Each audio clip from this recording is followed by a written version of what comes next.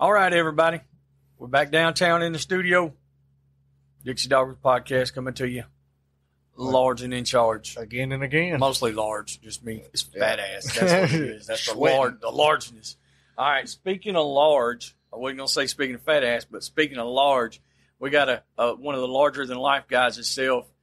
Tall, short guy. Old cowpoke out there. He's a swine puncher, a pork pounder. Hell, he decoys coyotes, buffs down big monster bucks. I don't know what all he wrangles up. A little bit of everything. But Mr. Rusty Mashore is on here with us today. What are you up to, Rusty? Oh, not a whole lot, man. Not a whole lot. You about made me blush with all that stuff. Oh, come on now. Shit. We're just speaking the truth. Speaking the truth. Oh, yeah. I'm not going to ask your wife all that, though, because she might tell me something different. Yeah. No, she probably would, for sure. Oh. No, I hadn't been doing much. Just working and doing a little bit of guiding, trying to run a lot of dogs and trying to start some puppies. And just about getting weather where I like to start my puppies. Fix to get hot and dry and get on that deal. Oh, yeah. Why do you like starting them in the hot and dry? I do. I really do. I like to start them in the heat and, push them to the limit, see what they got. But I was going to say, is that what it's for? I mean, because I'm the same way. The hotter and the later in the summer it is, the more I like doing it. Yeah, I mean, I've always, it's harder to track when it's hot and dry, and I mean, if they can do it when they're, when it's dry as a bone, kind of like a dried around cat dog, I mean, yeah. They learn to do that when they're puppies, and once you get a little moisture back in the ground in the fall and winter, they can really burn it up. Y'all have had a good bit of moisture here lately. That's what we was just talking about a while ago. Y'all have had a good bit of rain. Is that helping or hurting you? Man, it's kind of. I mean, it's just been a pain. It's so muddy, and I mean, my dad. They live just about a quarter mile right down the hill from me, and I think last 3 weeks, I think we've got 25, 26 inches of rain. Good night. Yeah, y'all swimming. Yeah. It's bad. I mean, I hate to gripe about the rain, but I mean, I'm ready for some sunshine. Dry up a little bit. Well, I can only imagine. I know when last time we were out there, it was so daggum dry. It was, it was ridiculous. I was out there, I was like, I'm going to water this pen. And it didn't make a damn how much water I put on there. It just sucked it down. It was just dry. I was like, holy it gets shit. that way. Yeah, it was something. In the summer here, man, usually it's dry. I mean, it's horrible dry. And I mean, we don't get it. I mean, we ain't got the humidity y'all do, but it still gets. Well, y'all can have some of it. If you want it, you can have a little bit of it. You can take it home. Hey, yesterday and today, though, was not that bad. Like, we literally were between 40 and 60% the past two days. But now, like the end of last week, well, actually all last week and through the weekend, it was 70 something to 85%. And it was pushing mid to upper 90s already. I'm like, oh, well, it sucks. Yeah, we had 2 days ago, I guess it was like 98 here. Yeah. And I was like, whew, I ain't ready for that yet. Oh, no. Not missing it. So what you got, what you got planned for this woods dog baying we've been hearing so much about? Man, we, like me and you and a couple of Uncle Pat and all of them, we wanted to have an old school baying, kind of go back to the old school stuff. Mm-hmm.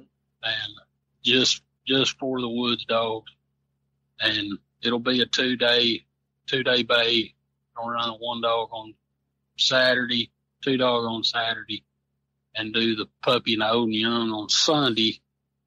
And it's just going to be 4 woods dogs, no pro dogs.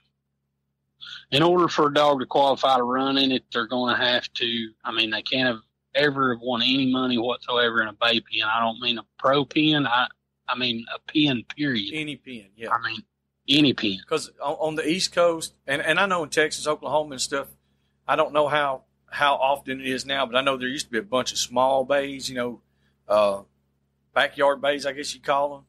And, right. I mean, even if you won $100, you don't qualify.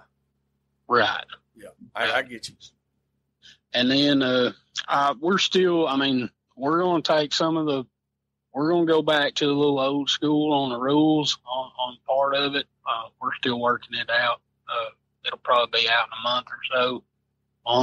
But we're going to take a little bit of the old school stuff from back in the old days and some of the new school stuff and kind of combine it and put together a set of rules just for this baying, and we'll have it posted. I ain't gonna give it all the way yet, but I will say a guy better be able to call a dog out. Please say no hog out. Oh, please say that. I don't want to I want to see these mealy mouth son bitches over here, all them cock floppers. I'll bring my dogs up there. They'll hang at. I want them to have to run that whole time. No hog out. You call that dog because in the woods we can't hog out, buddy. No, I know what you got in that pen. I know what you holding up there. Yeah, they gonna be rough. I can tell you. Well, they're gonna be a couple notches above what was here in the past for sure. They better pull them damn pants up tight. That's all I can tell them.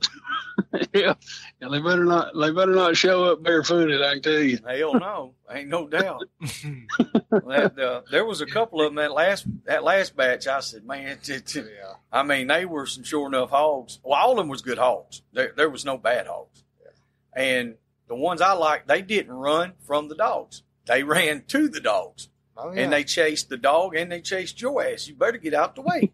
They weren't bad about biting, though. I will say that. They weren't just trying to eat them. Yeah, they weren't. Now, I can't speak on these that Rusty's got. You might have some evil fucking hogs in there now. Yeah. Because I've seen some where it was beyond, like, dog aggression. It was like, I want to eat you. Well, that first time we went out there, that one did try to eat you. Did he bite your foot or something?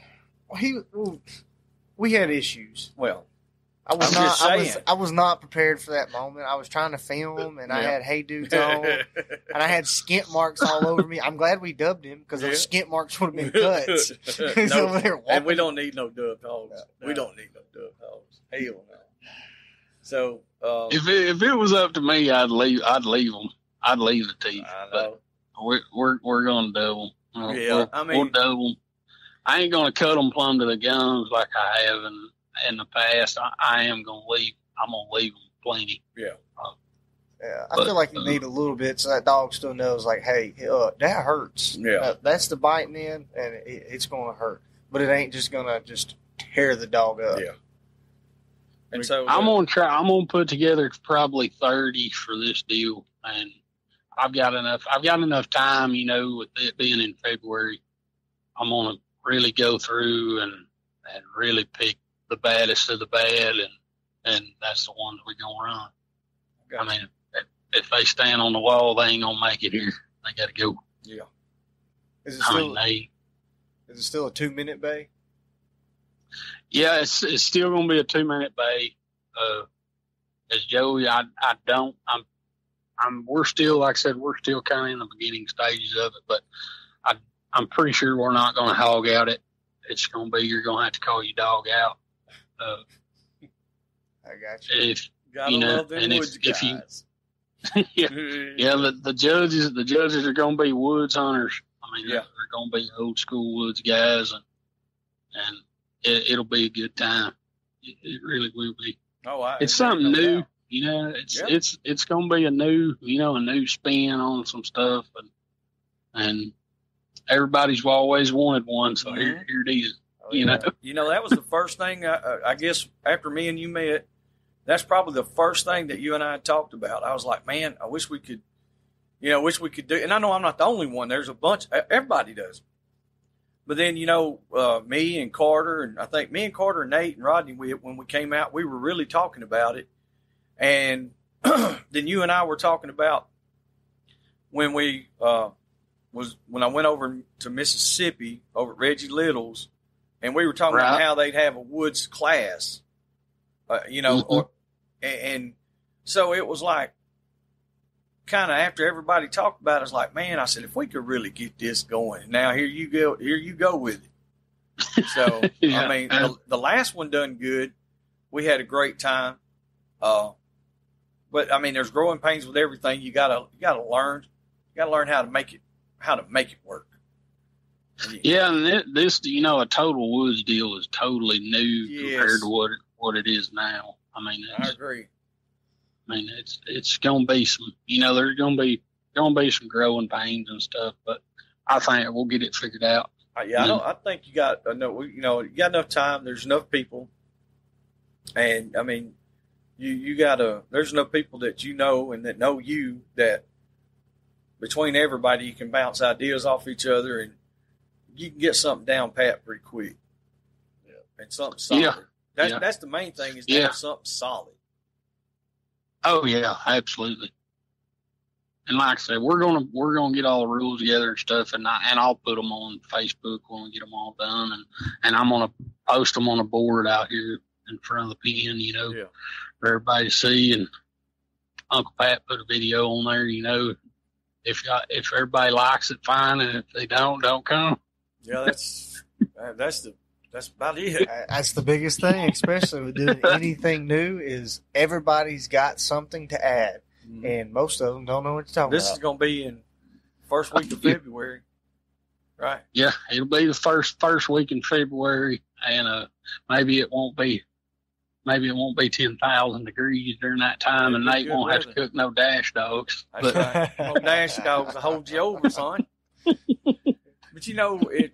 But I know there's a lot of people that's going, like us. That's when our hog hunt kicks off. It's like February the 10th. We're all waiting, but at the same time, it's like I can come out there and I get to do something that hasn't been done. Oh yeah, and I'm getting to use my woods dog. So some of these dogs I'm thinking that I've got that I'm like, well, I wonder how they're going to do, because I hadn't hunted them through deer season, or they're young dogs and I hadn't really got them in the woods enough yet because deer season's held me up. This is going to be perfect for that. This will be perfect because he can bring the young and old, or my puppies, and I can turn them out there and let them work in a controlled environment. Now, keep in mind, it's about a 13-hour drive for me, but that's part of supporting something, though. Do you want to watch history go by, or do you want to help make it? I am history. That's it. That's what I'm doing. You look like most of history. That's what I'm saying. I am history. I'm a history book. I'm a history book. When it all gets said and done, everybody's going to say, damn, that son of a bitch is old when he died. You watch. They're going to be like, something's 347 years old. But no. I remember back. Go ahead, Russ. I said, I remember back in the day when we was looking, about the people we're age, we said, man, they're old. Now we're there. We're saying, well, that's maybe not that old. Yeah, exactly. And, because in my mind, I don't really feel much different. But that damn body is a whole nother world, though. Oh, yeah. I was talking to my uncle a little while ago. He and I he's more like a brother, like we're pretty close in age. Right. He's like just a little over 10 years older than me. He might be 12 years older, and he's turning 60. So he's like, I'm going to be 60. And I started laughing. I was like, yeah, you are. And that's what he's like. He said, knock, 50. I was like, no, motherfucker, I ain't 50. And I got to thinking, I was like, oh my God, holy shit. It ain't but a year or two, and it will be. I'm going backwards though. Cause I got that CRS. I can't remember shit. And it's starting to kick in pretty good. So when people ask me, hell, I'm 37 as far as I know. Right. You know what I'm saying? Yeah, I'm right there with you. I'm 30. I'm 30, but I'm going to be 38 June 24. So. Yeah. But I remember a time where I'd see a guy my age, and I'd the same way. I was like, damn. I was like, I don't want to get old, and And now I understand what a lot of those guys meant too by certain things. When they say I ain't got time to mess around. Oh yeah. Yeah, you best believe it. I've done hit that age now. It's like I ain't got time to play. I ain't got time for it. And as a younger guy, I give a lot of older guys hell, and I try to make sure to do my trash talking. Well, hell, I get shit talked to me for being young, so damn it, you got to pay the price for being old, That's I guess. Right. And I sit there and I think, like, just from the time I've graduated high school to now, how much living I've done, and I'm like, fuck, no wonder they know so much, because I can only see the amount of fuck ups I've had in this short time, and I know they've tore some shit up. Yeah, I was like, maybe that's what I said. Y'all got YouTube and Google, dude. Like, you wouldn't believe the shit we've had to do. We didn't have that. We just had to get creative, make it work. Oh yeah, make it work. It's kind of like Uncle Pat said. Hey, you get to start puppies. Well, you fuck the first 100 up, and then you keep a journal. That's exactly right. That's exactly right. And we've been talking about that the past couple of weeks with other guests, and like we were talking to Connor last night, Connor Edwards, and we was talking about when is it time to cull a pup, or when do you know? And so I'm laying all this out on the line, and I'm like, I've had dogs that I've waited till they were 18 months old before I ever touched them, 2 years old, and I've had breeding programs where I've worked on one breed and recreated it to fit my needs for over a decade in it. And I was sitting there thinking, I was like, holy shit, that's insane. Mm-hmm. Most people are sitting there, bitching about a dog not starting because it's already a year old and it's just half-assing. And I've done it every way you can do it, and I have screwed it up every way you can screw it up. But the end result is the same. They either got it or they don't. Yep. That's the best I can come up with. You'll see a pup, and that son of a gun, you'll be like, that son of a bitch has got it. And it might be 10, 12 weeks old, and you can see it. And then again, it might be 10 months old before you really see it. But they either have it or they don't. Oh yeah, that's right. Never seen a dog in the end where it was like, man, like after they died or something. Or like you sold them, like, man, that was a really good dog. And I look back, like if we raised those dogs, there was never one point of like, I wonder if this dog's got it. Mm-hmm. They all just had it. Oh yeah, or they wouldn't even be getting fed. Yeah. Like Jeremy Garner said, he's like, I had a bunch of good dogs, but I want great ones. Right. That's the hard part there. And like you were talking about a while ago, starting them puppies while it's so damn hot and dry. Dude, you'd be surprised how many people they just quit hunting during that time. Yeah. Oh yeah, I mean up here hardly. I mean there's a couple, but I mean there's very few hunt in the summertime, or even trap for that matter. I mean they shut the trapping down, they shut dog hunting down. So it's even better. Oh yeah, that's time to go. That, and I mean the wheat's starting to brown up then, head out. Them hogs are just hammering them fields. Sure, I catch my biggest hog during that time of year, end of June, July, August, right in that range there. I got you. What's the biggest hog you've ever caught? I think the biggest. No, I don't think. Not with me. No, I think me and you had talked about one time before. I don't know. The biggest boar I ever caught with dogs, he weighed 414. That was an intact boar hog. And I caught a bar hog one time that weighed 404. Damn. Yep. That was the two. Those two really, really good hogs. Yeah, and, hell yeah. I mean, we get them, they're about like killing 250-inch deer. Yeah. And that right there that's why we do that big bore score. Because what you just said is it's like killing a 250-inch deer. Well, if we scored those hogs out, it'd probably be the equivalent. Oh, that one Pat and them killed the other day. It scored 233. 233 points on the big bore score system, and that hog weighed 370 and had 3-inch teeth on each side. Right. So that's like you said, it'd be the equivalent of killing a 250-inch whitetail And that's why we're trying to, with the big bore score, being able to put it out there like that, it kind of gives people an eye to look at when you say, well, this hog's 160 points. And that's like a 160-inch deer. That's a damn good hog, I really like that. I really like that big bore score. That levels the entire playing field. Yes, it does. It gives everybody a chance, no matter if you're in South Texas or you're in Missouri, North Carolina. That's right. Louisiana or wherever. We had the top 5. Yeah. I think all our top 5 hogs this go round, all of them were probably, if not all of them, most of them were better than any hogs that we've had turned in before. Yeah. And one was from South Georgia, one was from Louisiana, and one was from Alabama. And the biggest deal that we heard from local guys was, well, man, we can't compete with them guys in Louisiana or Texas or anywhere like that. 2 local teams placed top 5. Yeah, two out of 5 were local teams.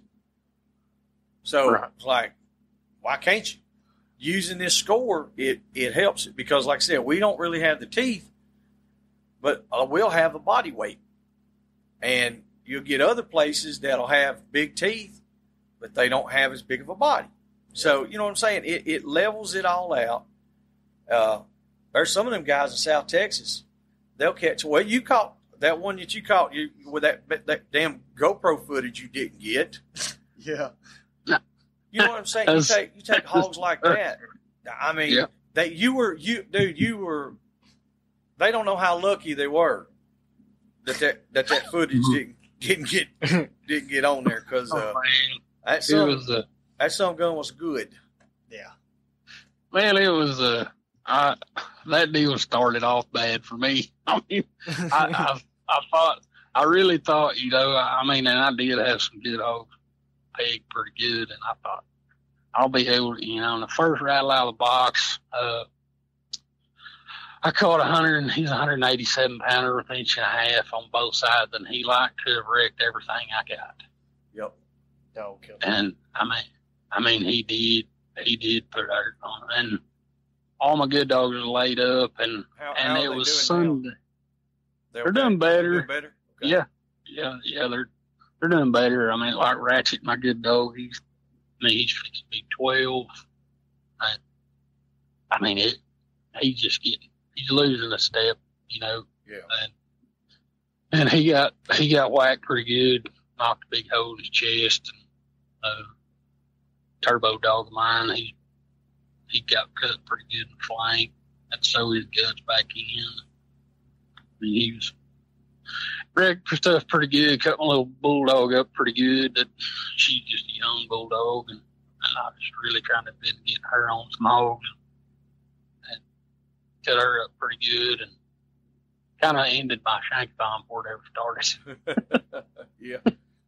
But I was sitting here Sunday, and one of the big hogs that I'd been baiting out for that deal, he showed up, and I was sitting there and didn't have none of my good dogs, so I thought, I had a puppy. I got off Uncle Pat. It's a 4L dog, and I had a puppy out of Goose. And I thought, I bet as big as he is and where he's at, I bet he won't run very far. Mm-hmm. And I've been playing with these pups a little bit, and they're really firing pretty good. And I took them up there, and he didn't run 60 yards and sat down. And I got him caught. And he was 271, had 3 5/8 on his left side, 3 1/4 on his right. And I thought, man, I've really, really done good. Matter of fact, I think I texted you that leaderboard fixed to be hurt. And I got back home. And sat down, and I plugged that in, and there wasn't no footage on it. That's my luck, man. I'm the same way. I can't. It just always something. It's something. Yeah, every time.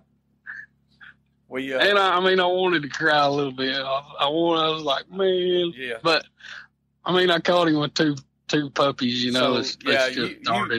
won. regardless. People's champ. Yeah. Yeah, I mean, like, well, that's what I'm saying. You got 2 puppies that done that, and the bulldogs that you had, didn't you say that was a young dog? Yeah, she's I'd have to look on her paper, but I think she's 11 months old, I think. Yeah.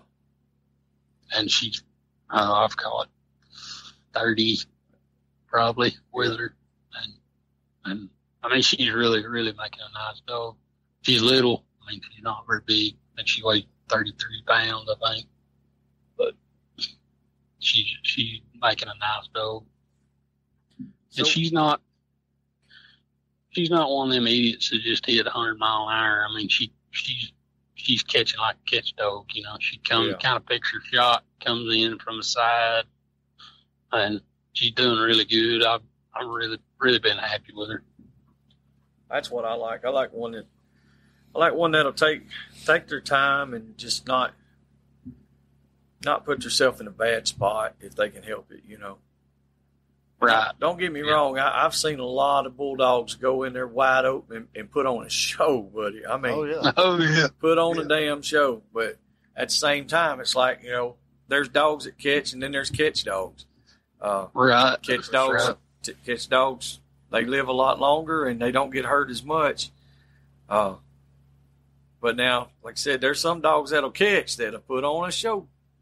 I've had. Like some of them head up 100-mile-an-hour. I've had them Jags hang one or a Patterdale, and let me tell you, it's a damn rodeo. It's a shit show. You know, you got a 20-pound dog hanging on a 250-pound hog, and they ain't stopping him. You know, and so, but the little dogs don't stop. Look like a black earring hanging off of. That's exactly right. That bay we was talking about over there, Mississippi, that's what they's hollering. Clay Austin and Aaron Schenkel had them. That was the first 2 guys. That was the first people I'd ever met with the little Jags. And old Reggie was up there hollering, "Get them! I don't know what them are, but get them off my hog! Get them off my hog!" Snowball was squalling, son.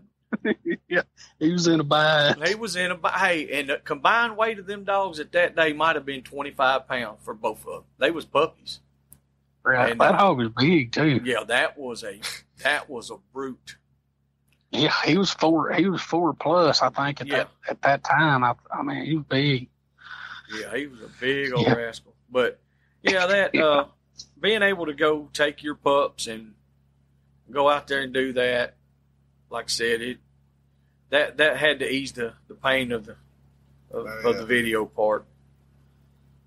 Yeah. I mean, they like them puppies, man. Are I just got them and just kind of started running them and. Well, you ain't had them long. No, I ain't had them long at all. That little dog, the little dog I got off Pat's doing really, really good. She cast really, really well, and I just kind of stuck this goose puppy with her, and man, that goose puppy I've kind of kept secret a little bit. Yeah. And I brought her home, and the first dog she'd ever seen in her life, about a 3-minute perfect. Mm-hmm. And I mean, I was really excited about her, you know, in the pen and getting her run a little bit and go again. And the more I thought about it, I thought I'm just gonna make a woods dog out of her and just see what she got. And she's really doing good. She's running with the big dog now, and I mean she's staying hooked with them. And they done a good job on that big hog. I mean, that big hog wasn't easy by no means. I mean, they was in some stuff, and they done good, kept him there. Little bulldog got him caught. They helped catch him, and didn't get a scratch on any of them. Yeah, you can't. That's about as good as it gets, right there. Yeah. I was proud of them. I mean, they still got a long ways to go before I call them a hog dog, but they're in there for sure. Making the strides towards how old are they? That pup I got off Pat is actually she's a litter mate to Honey of Ryan Rankins. Okay. I was trying to think.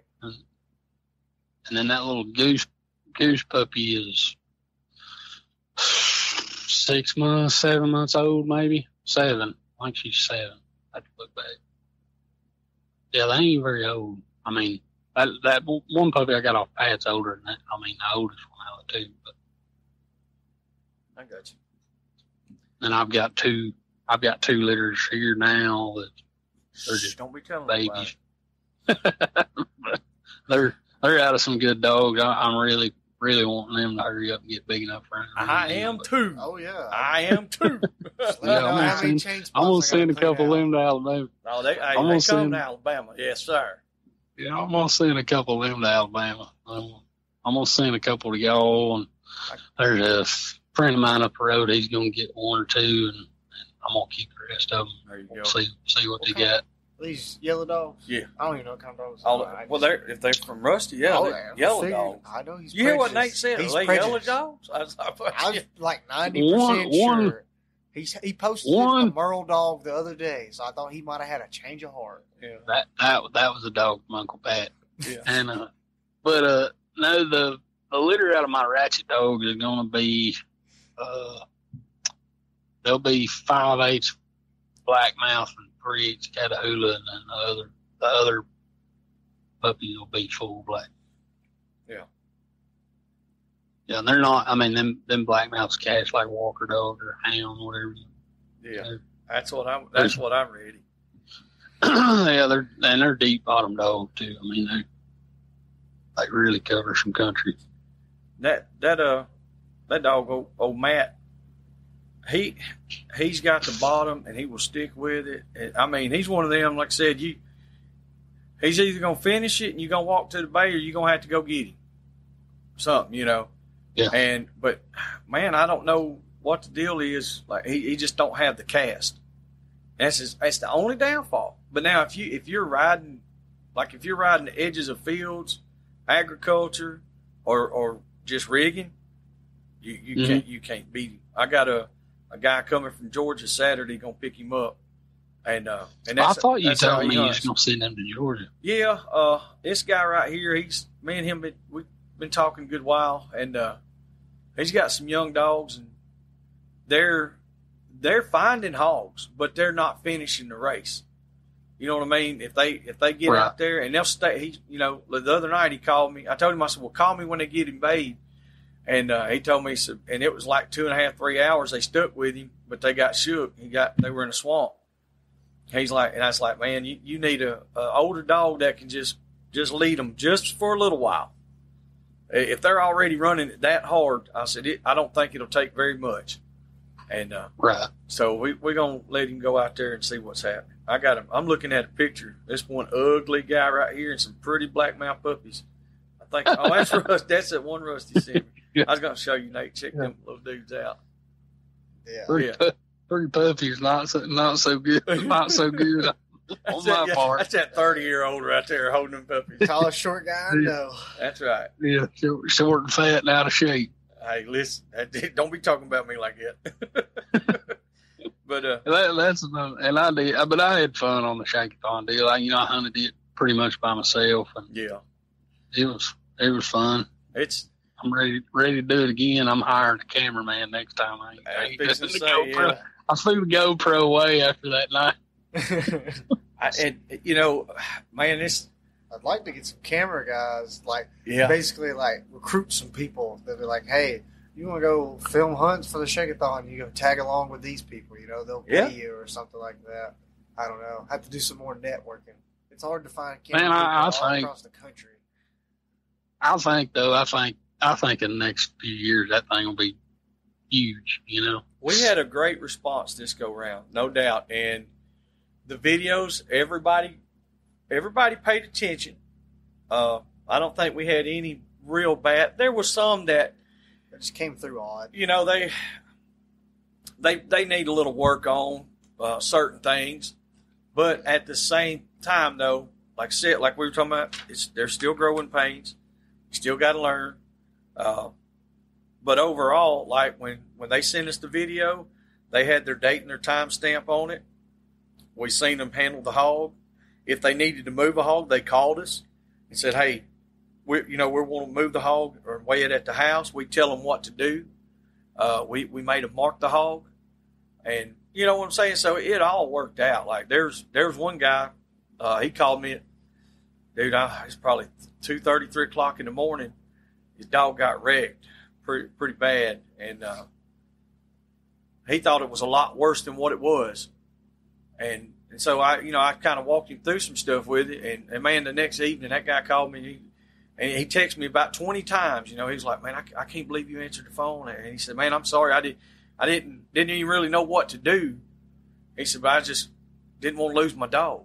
And I was like, man, that's what we're doing. That's the whole part of the network that we're doing. We preach this unity thing, and hey, we're all going to be buddies. We're all family, blah, blah, blah. Bullshit. Most people don't do that in the real world. Right. You know good and damn well that you're not going to let just anybody come out there and go hunt your property while you're at work. No, we're not doing all that. Right. But listen, we can help each other all we can, especially if we're like during the tournament. That's why I'm here. If I say, hey, call me anytime, call me.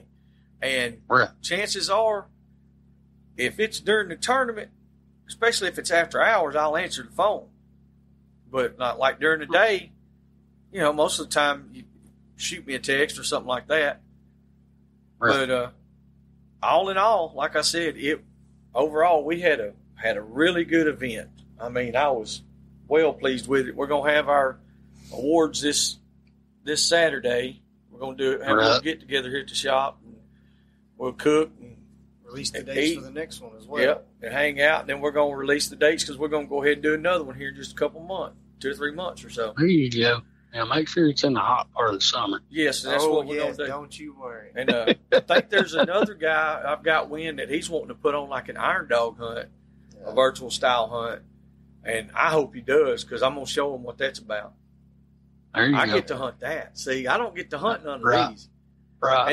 And like you said, that leaderboard. I want to help him produce it. Well, you can help him. Oh, yeah. I'm hunting. Oh, yeah. You help him all you want. I'll take my dog and go hunt. Well, his idea is good. He'll let me in on the piece of the pie. Yeah. But like I said, it ain't going to make a damn. Write the check. Write the check. Don't put it out there. So in other words, Nate, you're going to be stuck helping. Joey's going to be hunting. Yeah, that's what I'm saying. The way the good Lord intended.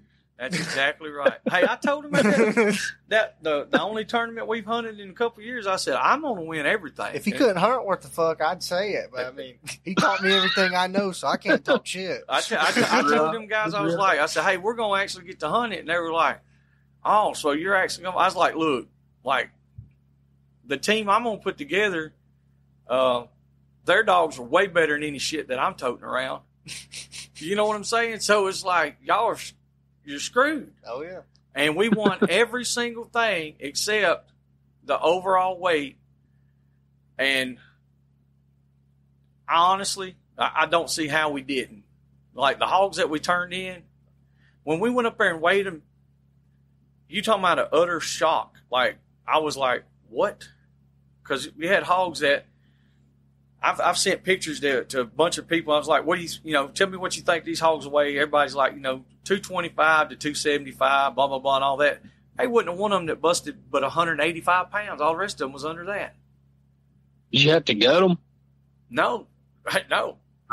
Yeah. No. And that, but honestly, like, that was the roughest smelling place. Dude, all them dead hogs was in a dumpster. And it was in what, June or July? June 8th, and I don't know, there's plaques somewhere. I think so. I got a bunch of plaques back here, 2 or 3 of them. Yeah, it was in June 9th and 10th last year. Yeah. And, dude, I'm telling you, it was hot. And them damn hogs was stinking. That's why the whole time I was thinking, I was like, yeah, this Shankathon's not a bad idea. Then you got to deal with them. Exactly. I tell you what, though. I mean, I know hogs stink horrible, especially when it's hot. But yeah. if you really, really want to smell something that smells bad, water around in about 30 coyotes when it's 100 degrees. No, because it's bad. Yeah, I couldn't imagine that shit because, like, coyotes, they stink. But Oh man, But they're 20 horrible. or 30 of them, and with it being hot, no. But now that's something that there's a lot of listeners out here that I don't know if they know that about you, that you do a lot of coyote hunting. I do. That's, I mean, probably my second other than running hog dogs. That's probably my second most passionate thing anymore. Is we do a lot of coyote hunting. You do a lot of tournament hunting. Decoy dogs? Yeah, decoy dogs in the summer. I think this year, this winter here, I think we killed 110 coyotes in 5 contests. I think I'd have to look back at my book. And they ain't even put a dent in the population. No, that's pretty good average on 500. Well, that's what I'm saying. That's about it. But you know, people, they think when you say numbers like that, you're like, man, we killed 100. I had a landowner today ask us. He's like, hey guys, do y'all have any numbers on what y'all removed? And I thought we had like 49 or 50, something like that. We've only been down there half a dozen times. But at the same time, it's like, that ain't nothing. Because we've probably seen 50 Sunday, like we ain't hurting them. And so you get some people that listen and they're like, damn, that's a lot. But it's not. No. And the decoy dogging, man, is if somebody hasn't ever seen that side of a coyote, that territorial side of a coyote, the dogs will, you still got to call a coyote in, but the dogs will go out there and interact with them, a little bit, and then they'll come back to us. And when they come back to us, they bring the coyotes with them. Yeah. And that territorial side of a coyote is something that not very many people get to see.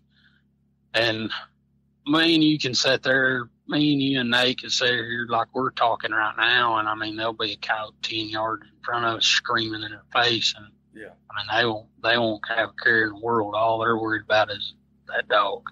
Yeah, and I did. The first time I ever seen that happen, it was just pure accident. Yeah. The guy was like, "What's that?" And I was like, "Dude, that's a coyote."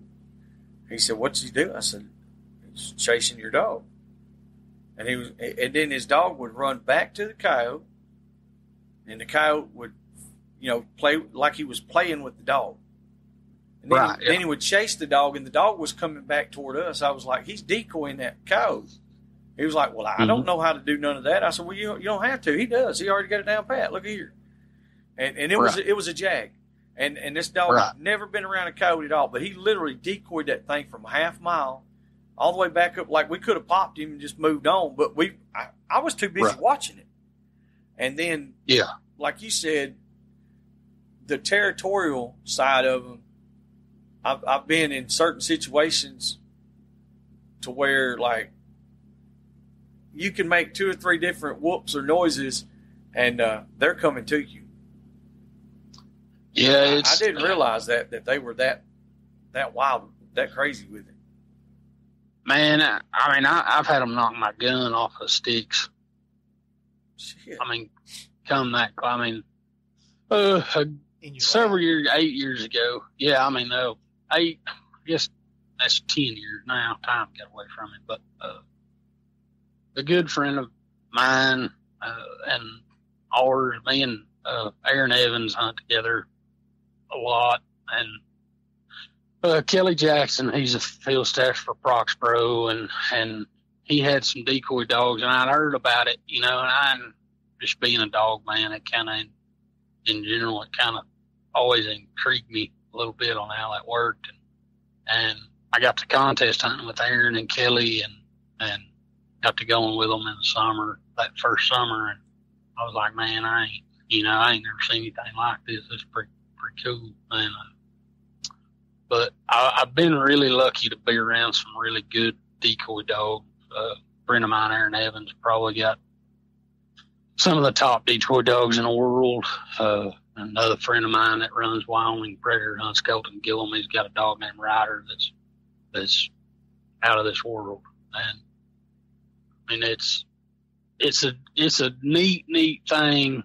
And I've got some dogs now that I've got they're about finished out there. I mean, they're really going good and decoying good, and it's really, really neat to watch them dogs read a coyote, and and if learn when to be too, when they need to be harder, when they need to be softer, and it's and every coyote's different. I mean, you'll get on some that's alligators that'll try to kill everything they see, and then Aaron's got an old dog named Bean that, no exaggeration, I bet we've shot, since I've been hunting with him, I bet we've shot 1,400 coyotes over the top of him. And I've seen him go to a coyote that was really soft and was really shy, didn't want to work.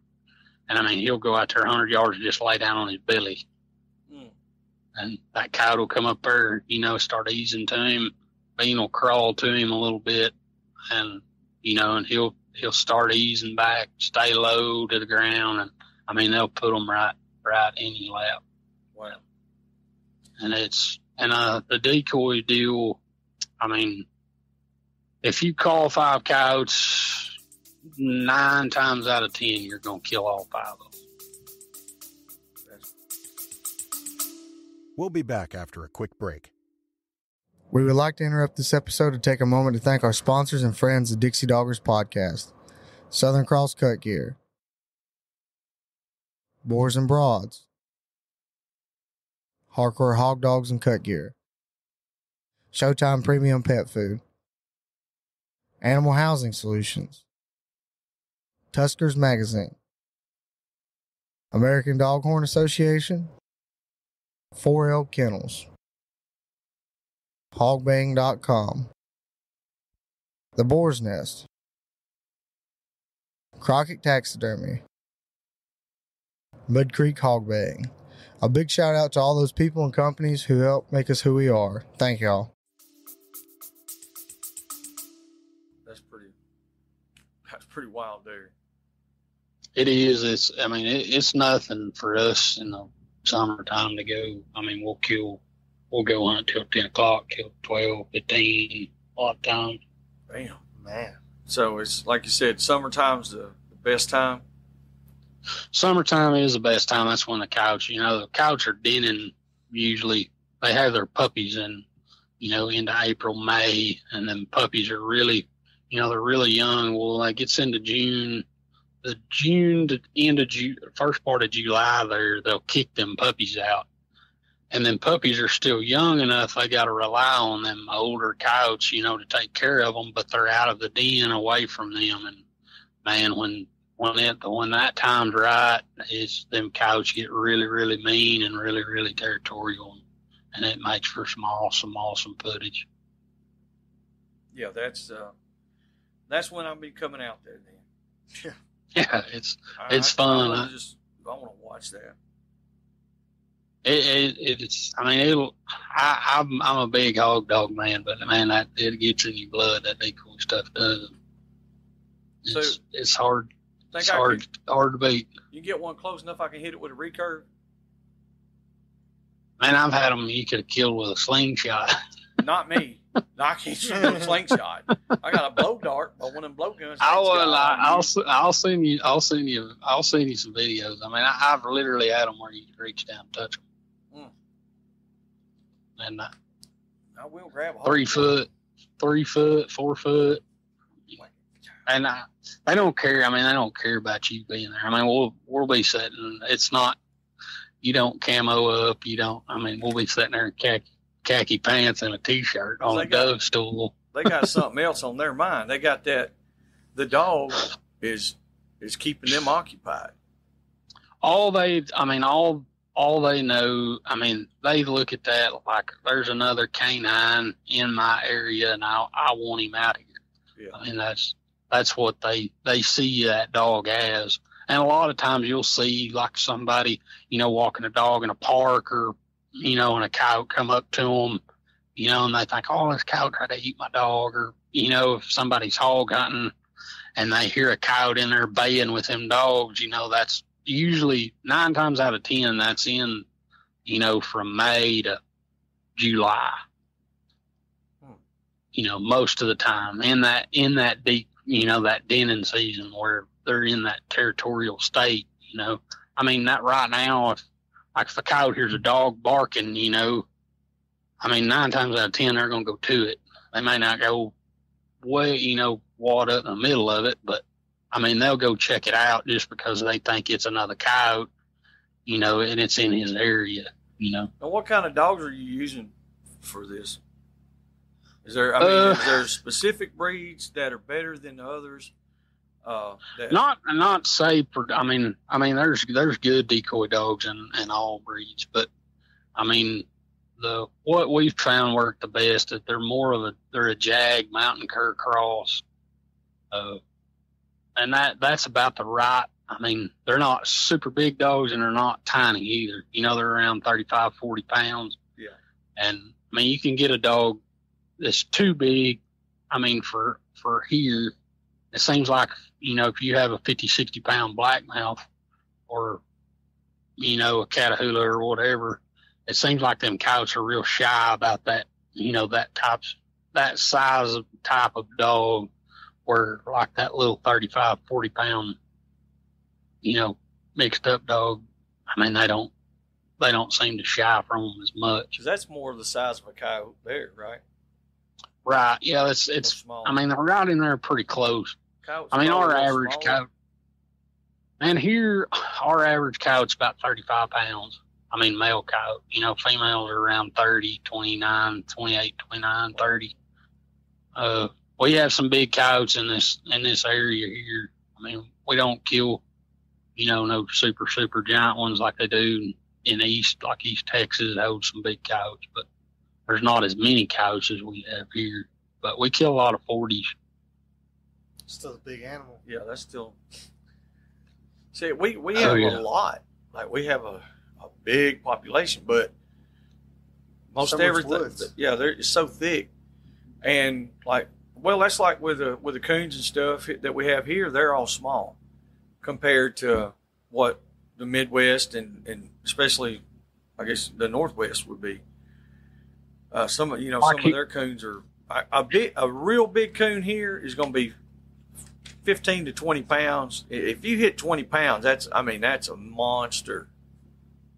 Right. And then you get up, say, in Iowa, Illinois, in a big cornfield where they're killing 30. Yeah. I mean, they're killing 30 or 40, Mm-hmm. But that's the same thing with the coyotes. Like here, you get West Texas, New Mexico, Arizona, out in there, they're all 20, 22, 25, 30. 30-pound coyote out in that country is big. It's a monster. And you get, like here where we're at, and more of the cattle country, and it's, average coyote here, 35, male coyotes, 35 pounds. I mean, I've killed two 50s. I mean, that's big. Yeah. I mean, that's really big. But them little dogs, man, they got they're about like hog dogs, they got a heart big as a pickup. Aaron's got a little dog named Jessie she's 30 pounds. She'll water right up in the middle of two 40-pound male coyotes like a bulldog. we got two little dogs at the house. One's half Catahoula and another.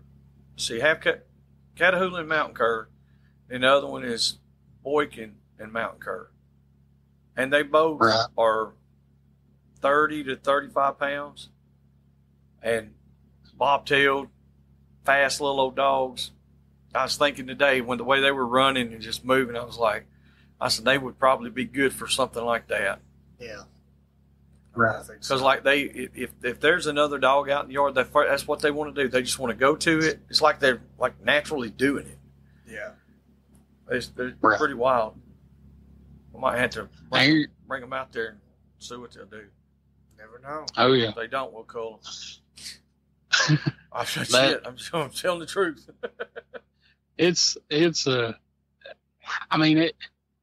A lot of the decoy stuff is repetition. I mean, it's, the more coyotes you get them on, the better they'll be. But, the big deal in that decoy stuff is, repetition.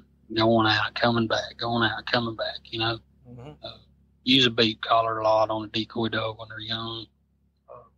They still got to want a coyote, you know. I mean, they got to have a drive, but you don't want them to blow in there like a patterdale, you know, hanging it. Yeah, things like grab at somebody's right by the nose and hang on. Yeah. But, I mean, they got to know when they need to be hard and when they need to be soft, you know. But yeah. But it's pretty with neat. The time there, like you said, just the repetition, doing it over and over. The dogs learn that, you know, I guess they learn to read the coyotes, and they do that. They learn to read the coyote really well. Nacho, that dog of Aaron's, is, I mean, he'll come up. I mean, he's been on enough stands where, I mean, he'll come up. We'll sit down. And we'll turn a call on. Nacho will stand up on his back 2 legs, and he'll walk a full circle looking. Huh. He'll sit back down, watch out front for a minute. He'll stand back up on his back 2 legs, walk a full circle, and sit back down. And it's pretty cool. He's a pretty cool little dog. That's definitely something I want to see. He sounds like he knows what's up. Yeah. Yeah, he does. I mean, we kill thousands of coyotes over that dog.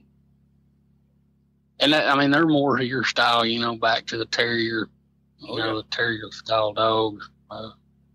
I've got a couple out here that's they're kind of that half hide, half truck terrier, I guess what you call them. Yeah. They're doing good. I mean, these dogs of mine are built more like a big game mountain cur. I mean, mine are. They're a little big for what I'd like. Yeah. I mean, they're doing good. They're doing pretty good. Nothing wrong with that. So, do you have a lot of injuries doing the decoying? No, I mean, not so much. I mean, we'll have to. I mean, there's 2 or 3 times a year we'll have to shoot a coyote off of a dog. Or, have one get one down, chew them up a little bit. But for the most part, we don't let them get in that situation. Sometimes, like Jessie, that little dog I was talking about a while ago, I mean, I think we've had to shoot more coyotes off her than any other one of them. But I'm telling you, man, the rougher it gets, the better she likes it. But sounds like we don't let them chew them. We don't let them chew on them too much. But we had 2 years ago, I guess, we had a couple get on Jessie, and we had to shoot both of them off her 460, and that was a little hectic there. Having to shoot 2 coyotes off a dog, 460 yards, ain't much room for error there. No, there's zero room for error at all. Mm-hmm. What kind of rigs are you shooting? We run 22 Creedmoors is what we run. I've read some on that. A long time ago, I used to be a fanatic on ballistics and stuff like that, but I don't even pay attention to it anymore much. But I was curious on that 22 Creedmoor. Like I said, I read a little bit on it. I like the ballistics on it. And it's probably for a long range varmint round. It's probably the best running right now, and we run it really before it got cool. We've been shooting one for 8 years, I guess. So, yeah, I mean, so for the newer stuff, it's probably the best, because the best is without a doubt 100% has 220 Swift behind it. You ain't out cooking that. Don't try to lie to me, Rusty. And then a 22-250. I can run. You ain't out cooking. I can run a 75 out of a 22 Creed faster than I can run one out of Swift. Oh my Jesus! Here we go with this bullshit. Here we go. Yeah, and I'm a big Swift fan too. I used to shoot Swift a lot. I used to shoot Swift a lot. Yeah, they are. Many years ago, I told a guy one night, a little late one evening. I said, I bet you he can't make it halfway across the road. And he said, that's bullshit right there. His head hit the center of the road. Right. I'm talking about that. He was like, That's the fastest thing I've ever seen. I was like, oh, they cook. But now that's still some factory ammo too, though. Wouldn't even no reloads or anything. Yeah, a lot of people don't know that about me, but I load for a lot of people. Yeah. I build some long range guns. That's why I was giving you a hard time. I load for a lot of coyote hunters, big coyote hunters. So what other than the 22 Creedmoor, what would you say is probably the most popular out there right now? Man, the 22 Creed really, it's probably the most popular varmint round now going, just because Hornady picked it up a couple months ago and they're releasing factory ammo now. Oh, okay. And it's really took off. Like I said, we started shooting it back before it was cool. They come out with 6.5 Creed and we necked it down to 22 and went to running it, and the speed on it is really, really, really impressive, and the pressure on that cartridge isn't very bad. And what do you get? What kind of speed are you getting out of? You said a 75. I'm shooting a 75 out of mine at 36.15. That is smoking. Shooting a 80 out of one of my other guns at 35.20. Yeah. I mean, it hits like a hammer. Yeah, that's what I was thinking to say. Having that grain, like we was talking about with the Swifts and the 22-250 and all that, that's going to be, 62, 55, 50s, right. 46, stuff like that. So you're shooting a lot smaller lead. Yeah, it can be faster, Yeah. But at the same time, I run a Swift for years. No, I run a Swift for a long time with a 60, and it was. I mean, I loved it. I killed a pile of stuff with it. But what about? Go ahead. I've been playing with the 22 Creed and some lighter bullets and a shorter barrel. And I'm running a 60. I built Tucker a 22 Creed, and it's an 18-inch gun running a 60 grain nozzle at 37.50 out of a 18-inch barrel. Wow. It's pretty impressive, the speed you get out of them little deals. What's the rate of twist on that? Tucker's, I built it on 112. 112. And then the big 99% of your 22 Creeds are going to be at 1.8, 1.7. Yeah. But, for the heavier bullet. But what about the 243s? Yeah, many people shoot there's that still anymore? a lot. A lot of people still shoot 243. It's kind of old school. A lot of guys still run 75. 75 AMAX, 75 or 70 Nolliver. Out in there, on coyotes and stuff. A good friend of mine, West Texas, he runs 243, 75 grain AMAX. Hell, he killed elk, deer. I mean, everything you can kill with it. 6 Creed's getting pretty popular. I'm not a big fan of the 6.5, but I like a 6 and I love 22. I got you. What's the why do you like the 6 more than the 6.5? Man, I don't know, just something didn't work for that 6.5. There's a wide variety of bullets for it, but real world, I'm more into real world killing things, banging steel, I think it's one of the best things they are, but when it comes time to kill something, I know guiding 2 years ago, out of 8 people that were shooting 6.5 Creed, we had to call a dog on 7 of them. Damn. We went to South Texas. Nathan, Luke, Logan, Frank, Joe Deal, all shot the same 6.5. It was out of a Weatherby. Shooting factory ammo. Mm-hmm. They shot 2 full boxes of ammo, and that's exactly how many dropped and never ever took a step. Mm-hmm. I shot a 6.5 and I didn't get the whole thing. That's why I was asking, because I was like, if they can do that, and it was all distances. I mean, anything from 40 yards to 400 and everything in between. So I just didn't understand, and I've heard hey, I've been called, bring the dog, so many times, it's ridiculous.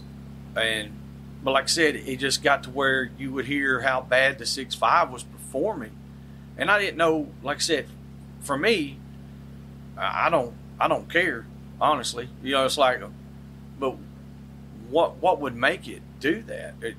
For a long time I thought, well, maybe it's just shot placement, but I think some of it is shot placement. I think some of it is bullet. I mean, I think some of it's the bullets. Okay. I know I shot one for a couple years, and I never had a minute's trouble with it. I mean, it killed everything I pointed at. Mm-hmm. But and then the last several years it's been, and I've seen some pigs take it, guiding and stuff. I mean, I watched some guys shoot some pigs with it that it should have dumped, and they hit good, and they soak it up like you shot them with a BB gun. We caught a sow 2 weeks ago. It was just that you could see where she had been shot, just a little bit behind the left shoulder. Mm-hmm. I mean, just money shot, just dead on. Yep. It should have rolled it. That hog there wasn't nothing wrong with that pig. No. That old girl was whooping. Except all the maggots coming out. Yeah, she had maggots rolling out of her, dude, but she was whooping every damn dog that was there. And I called the guy that's been doing the thermal where we're running the dogs. I told him, I said, hey, you need to tighten up. I said, and I did. Like, I don't cut them no slack. Yeah. I'm like, look, if you're going to do this, I don't want to touch these nasty ass hogs with maggots in them. That's stupid. If you cannot do your job, then something's wrong with you. I used to hate hunting behind a helicopter shooting buckshot. Oh, I could only imagine that. That's ridiculous. It was horrible. Well, see, he was shooting a 308 because all he kept talking about was, well, I'm going to that 308, boy, it lays them down. And today, the landowner, he was asking for numbers, and he's put 19. He said he put 19 on the bed of his truck. And this has been since the first of the year, or since we started hunting. 19? Dude, like, we caught 50 with dogs. Right. And we ain't even went. Mm-hmm. So what's the holdup? What's the issue? And then he's like, well, I bloodied a bunch of them up. Look, don't even do that. Don't do that. No, and I probably the killingest bullet I ever seen, as far as pigs wise, was a 150 grain core-lock out of a 308. Just regular core-lock. Yep, just regular cheap Remington core-locks. Yep. And man, it's really devastating. People try to run, higher grain, 175, 180. And I think a lot of people overthink some stuff sometimes when it comes to stuff like that. If they just stick a 150 grain core lock in it, it'll kill anything you point it at. Yeah. Pig wise. I watch guys shoot them from one end to the other thermal hunting. And it'll hurt them bad enough if you can get another bullet in them and kill them, Yeah.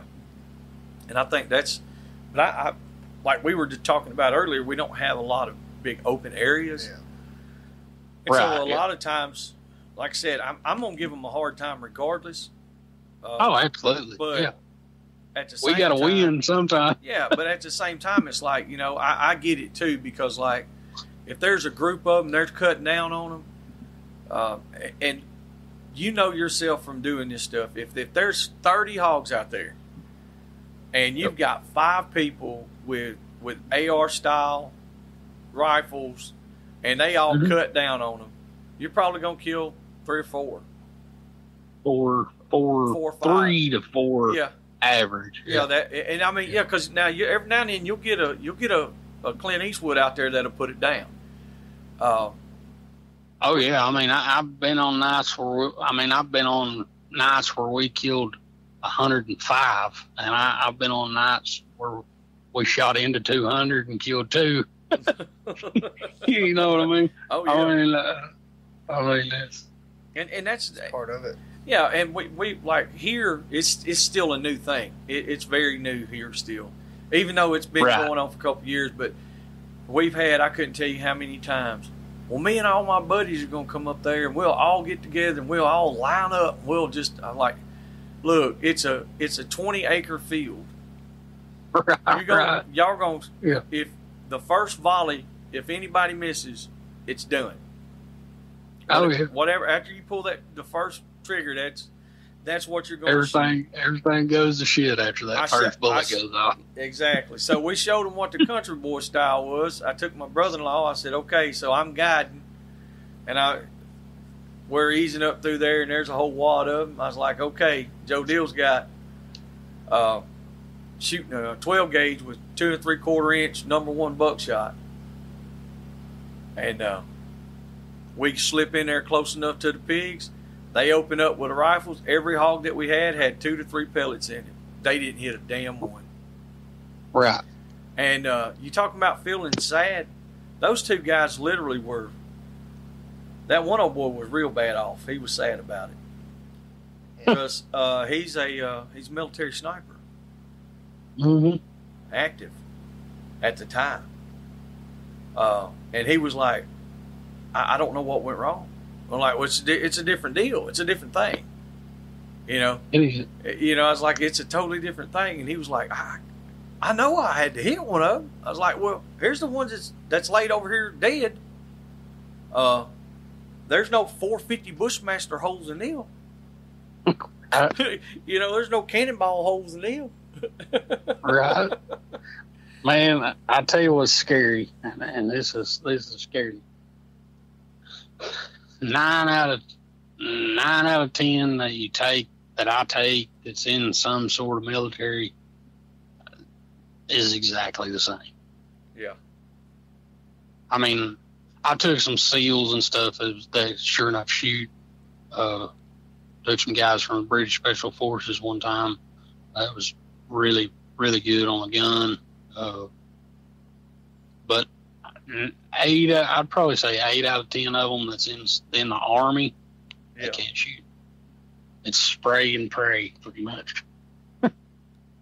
Yeah, that's. I mean, and that's scary for, what they're supposedly be doing, Oh, without a doubt. Without a doubt, yeah. It makes you wonder. Yeah, I've seen some interesting. Well, that same night, that one guy was with us, that we were all there. He took a 22-250 and shot from one end to the other, and it's like 360 yards. And he busted one that was just standing over in the edge of the woods. Oh, yeah. I don't know that guy. Free-handed. Right. I said, "Pacow!" That old 250 barked on him, son. Somebody sat down, went to. That's a hit. That's Nathan. Nathan put it on him. Right. Happens. Yeah. Now let's get to that. And I told him, I was like, listen, do not shoot at anything except these pigs. We're in there. Here comes. Look, we busted a deer.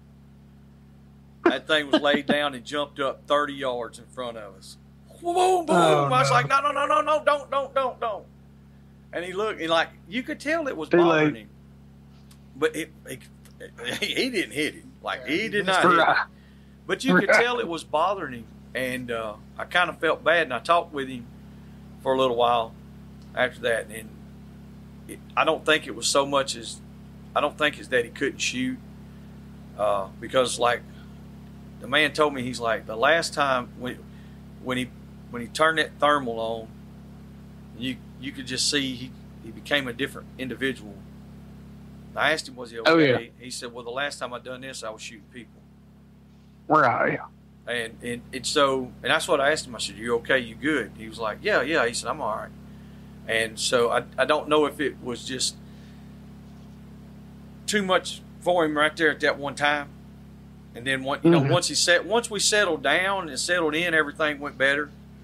But And I wonder if that's what happens with a lot of the guys, like you're talking about. 8 out of 10 of them. I mean, it's makes you wonder. Right. Makes you wonder. It's like, they really? What all do they have to? Because I was never in the military, so I don't know. And my hat's off to them, and thank you for serving. Oh yes. 100%. Oh yeah, absolutely. But at the same time, it's like some of them, like especially younger guys, like, damn, buddy. Yeah. They're gonna have to put you on that minigun or something. Mm-hmm. So no doubt. That sounded like. So you said you took out the British Special Forces. Yep. Yeah, I took out 9 guys one time from the British Special Forces, and I mean them boys could shoot.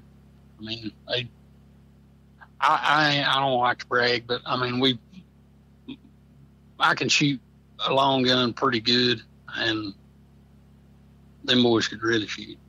Hell. I mean, I think we shot into. I mean, if they touched the trigger 9 times out of 10, it died. Sweet. I think we shot into 2 groups of 30. I think 2 groups of 30, and we killed 56 of them. Damn. Yeah. Yeah, they were shooting. Yeah, they shoot. They's tagging them down. Yeah. It's So pretty fun. So when you do the guided hunts like that, do you do more of the thermal shoot, or do you do more of the dog hunt? Both. I mean, both of them. I mean, I'll get guys, that want a dog hunt, and then you'll get, some that say, I ain't that cool, I just want to go shoot, Yeah. And I mean, which is fine. They can't be cool. That's all. Right. Ain't that cool. Yeah. You ain't grounding and pounding. Yeah. Right. Spanking, Yeah. I've had some of them, say, "Oh, I ain't wired that way," But I mean, I push the dogs as much as I can, but I'll get 5 out of 10 that'll go, But, yeah. I was just curious. I didn't know how big a demand it was for that. Where you're the at. The thermal is big. I mean, it's big here. I mean, that's mainly what we do is thermal. Well, I could see that because it's a lot of open country from what I could see when we were out there. Oh, you shrubs. Yeah, it is right here around the yard. Yeah. I'm kind of in the open here, but you get a little further to the east and north, it gets thick, and then you get down on the river, it opens up some. You get further west, and you'll open up some more.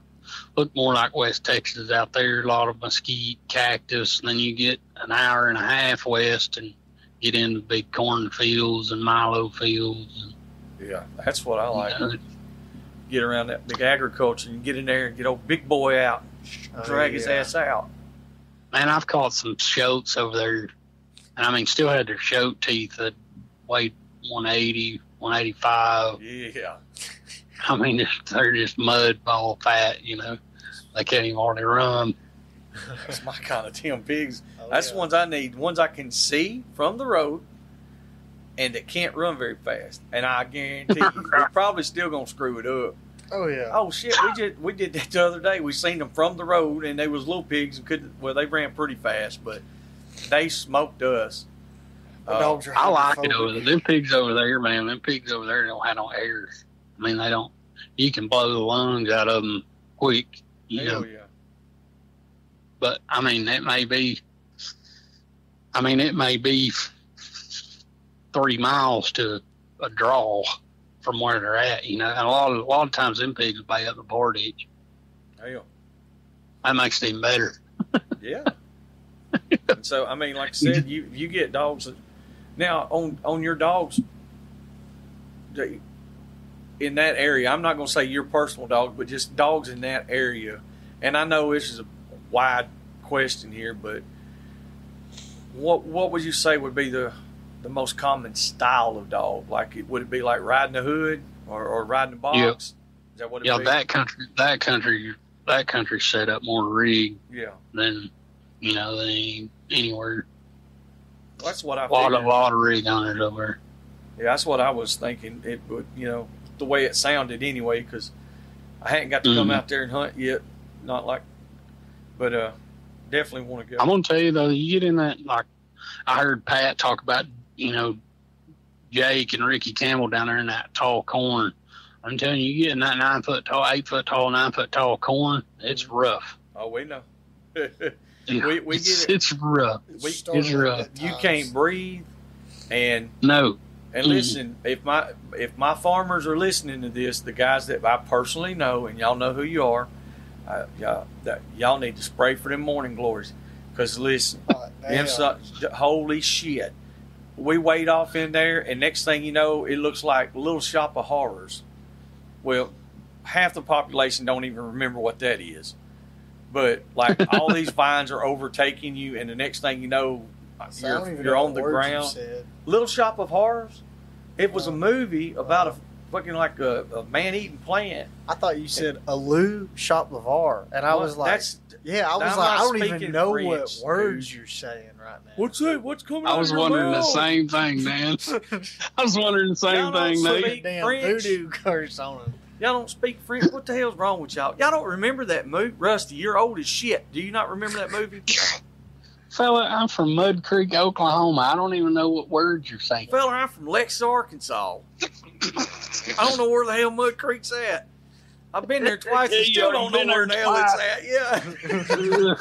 I asked that one lady I was there, I said, "Man, where's Mud Creek at?" She said, down that hill, go down that road. I was like, "Yes, ma'am." I knew as far as I was going. She said, "You know you're in Ringling, don't you?" "Yes, ma'am." "Sure do." So I was like, okay, if I made it this far, I'm all right. That was the first time we stopped at that little grocery store right there. Yeah. They were super nice. Right. They were super nice. She was like, "Well, it's just right down there." It's just pointed like I knew where the hell I was going. Like, awesome. Like, oh, yeah, I got you. I won't be as hard on y'all this time. I'll let y'all stay in the camper up here. I got a camper y'all can stay in. Man, we ain't going to get no dash dogs then. Now, we'll find a dash somewhere. Yeah, y'all won't get no dash dog. Y'all have a microwave, a stove. I'll even plug it in where you can have a little heater. Now you talk. Yeah. Oh yeah. Big pimping. Listen, I'm excited already. Oh, I am. Because we're coming up early. I might have to go to the bank and take a loan out or something so I can get up there. But save up all you scrap metal so we can haul it off when we come up there. That's my jump. No, I'm talking about Rusty. Oh, yeah. We're going to haul off his scrap from metal. Alabama. Yeah, we'll be hauling off your copper. How many air conditioning units you got? I told the boy there a while back. I said, I'll make it. I might have to pick up cans on the side of the road, but I'll get there. Hey, I'm going to tell you what, man. There's some of these dudes got it figured out. Where our store's at, people that's been here, they know exactly what I'm talking about. Carter knows what I'm talking about. Like, you'll be here. He forgot that we were an hour behind him. And this is when we went to Oklahoma. Yep, matter of fact. So he pulls up here at the store. We were going to leave at like 4 that morning. He gets here. No, we're just going to leave at 5. He gets here at like 3:30 because we're an hour behind. He thought it was 4:30, but it was 3:30. And there's crackheads just walking up and down the road, and they've got shopping buggies they stole from Dollar General, full of aluminum cans. Full of somebody's air conditioner. Grind don't stop, baby. I mean, lawnmowers. One dude rode the lawnmower, cut the grass over here down the road, rode the lawnmower to the scrapyard and sold to some bitch. After I see that this goes right in front of our store. Daily motivation. It is daily motivation. Everybody's like, that don't bother y'all? I was like, hell, that don't bother me at all. I love watching them.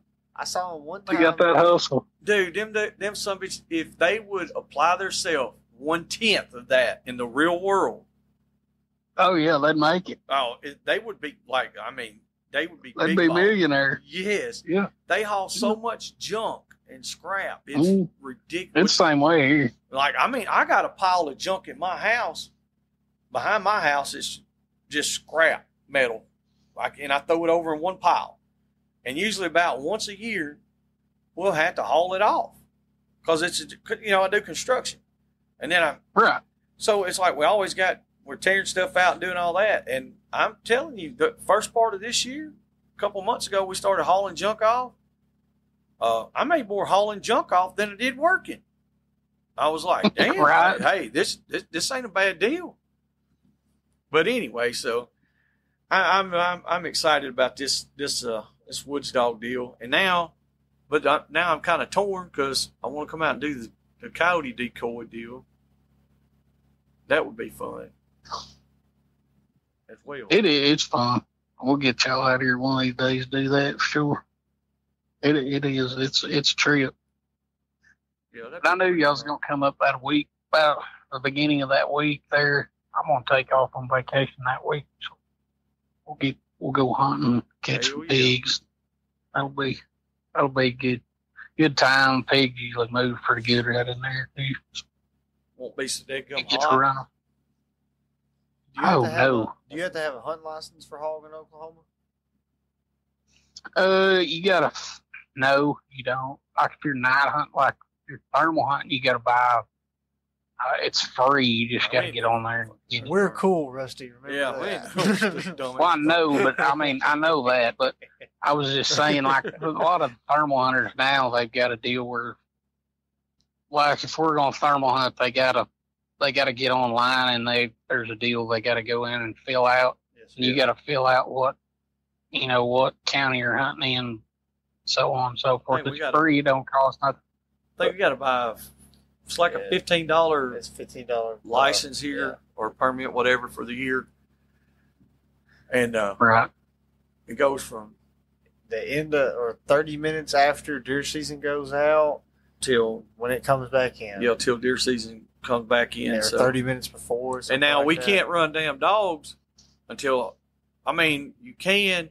You run them during the day. You run during the day, but at night, legally, going by the law, you can't run them at night. Other than till- the special nighttime season. That's what I'm saying. Until after turkey season's over, till May. Yeah. Like we're just Man, now, yeah. And then you got to quit in what is it, August 31st? Yeah. Yeah. May, June, July. and Yeah, August. I'd have to move. Yeah.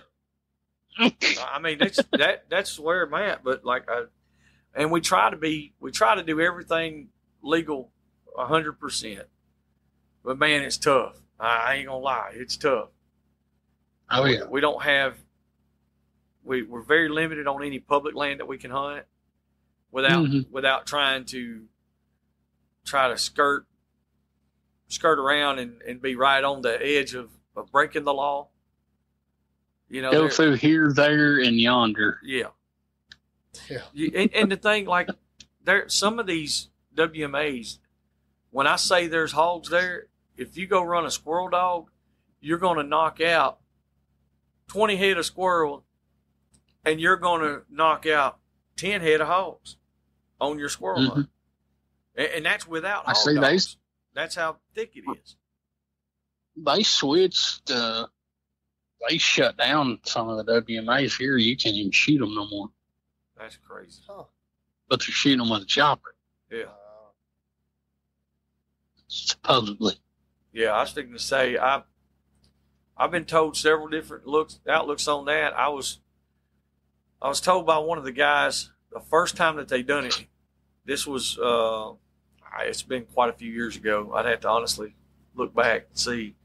I want to say it was 2016, 2018, somewhere in there. And they said that they had knocked out 175 hogs that day off one property. He said that they killed 7 because he was there with them. He was one of the property owners. Right. And I said, well, why would they say that? He said, I don't know. He said, but there were 7 shot. To make it look good enough. Yeah. To make it look good enough to say it's worth going up and spending hundreds of thousands of have dollars. that government funding pay that helicopter bill. Yeah. I don't know if I told you, but I was a gunner on State Chopper twice. No. Oh yeah. I got to go up twice, and the first time I went up, I shot a case of double aught buck in an hour. Good night. And Sound like Jared squirrel hunt. Yeah. it was horrible. I mean, it was horrible. My arm was black from my elbow to my shoulder. I mean, it was awful. And like I said, you'd have to shoot them bigger hogs, 2 or 3 times to kill them. And I mean, it was just a damn nightmare. But the second time I went up, I shot AR-10 308, and I mean, it was a lot more enjoyable, I'd say. But I mean, the numbers, we killed wasn't the numbers they turned. They was turning in double what we was killing. But just to make it look good. Well, that's what I kind of figured. A lot of that would be. I hope that it wouldn't be, but at the same time, anytime you're dealing with the government, you're dealing with bureaucracy. Yeah, that's the way it goes. And I mean, just imagine. And I know there's trappers that do the same thing. There's guys that run dogs; they do the same thing. They'll pad it a little bit or add a little bit to it. Yeah. Right. We try to count the ones. We count the ones that we see, the ones that we can put our hands on. If we go out there, if I hear 10 pigs over here squealing, I got 10 dogs in 10 different places. I can only count the ones that I see. Right. But in all reality, we probably killed twice that many. I think dog hunters probably turn in less than what they actually kill, as opposed to all the others. Yeah, that's out there. Like I said, and we do a little bit of all of it, just like you do, because you trap and stuff as well, right? Oh yeah. So that's what I'm saying. We do a little bit of all of it. So it's. Yeah, I mean and you'll get guys. You'll get guys that no matter what the facts are and stuff. They're like, I don't want a dog nowhere near my place. And that's fine. I mean, that's as a landowner, that's their right. Mm-hmm. I mean, not everybody's going to agree with what we do, and we got to work around that part. And I mean, it's a push and shove deal. What's better and what's not. But I mean, there's ways you can do it all, and still get the country. Yeah, that's why we do all of it, is so we can have places to hunt. Oh yeah, I mean, you get guys. There's guys here that if they was to catch somebody turning a hog loose, they'd think you. Oh yeah, shot the president. Or something like that. I mean, that'd be the end of the world. You'd never get to step foot nowhere close to it again. Mm-hmm. And then there's guys, that still believe in the barn part, and which is good. I mean, that's a good thing. Now, we can't do that. Now, I mean, it's a felony in Oklahoma. You turn a hog loose. But, damn, holy cow! I mean, yeah. I mean, they didn't start out with a misdemeanor. It went from straight to a straight felony. Damn. Well, I know, like they give you a pretty stiff fine here. It's $2,500 a head per person. So if we caught one pig and there was 3 of us there, that's $7,500. Right. And they hand them out. Yeah, they'll sure write you one. I know some guys. See, like our stuff now. I mean, our stuff stuff's through the Department of Agriculture. It's not even through the Wildlife Department. Really? Yeah, feral hogs are regulated through the Department of Agriculture. Like my holding pen and transport license, all that stuff, like for, catching live hogs, trapping or dog hunting or whatever, it's all through the Department of Agriculture. I got you. So that's what I wish we could get something going where we could have a holding pen with inspection and be able to get, a transport permit for training purposes or whatever. Oh yeah. And do it, the legal way, do it legit. I'm fine with that. Right. And I think that cuts out a bunch of the crap that, guys that just, and I ain't trying to talk about everybody because it's some guys, they live differently than what I do. they do things differently than what I do. They can trap 15 little pigs and they'll bring 15 little pigs home. Right. I don't see the need in that by no means. You know, if I had a place to put them and I could do it back even when we could do it, I selected what I wanted and that's what I kept. Right. You know, and I didn't just because we caught it, I didn't just keep a bunch of whatever. And I don't know, man. I just wish there was some way, or what, you know, I knew what to do.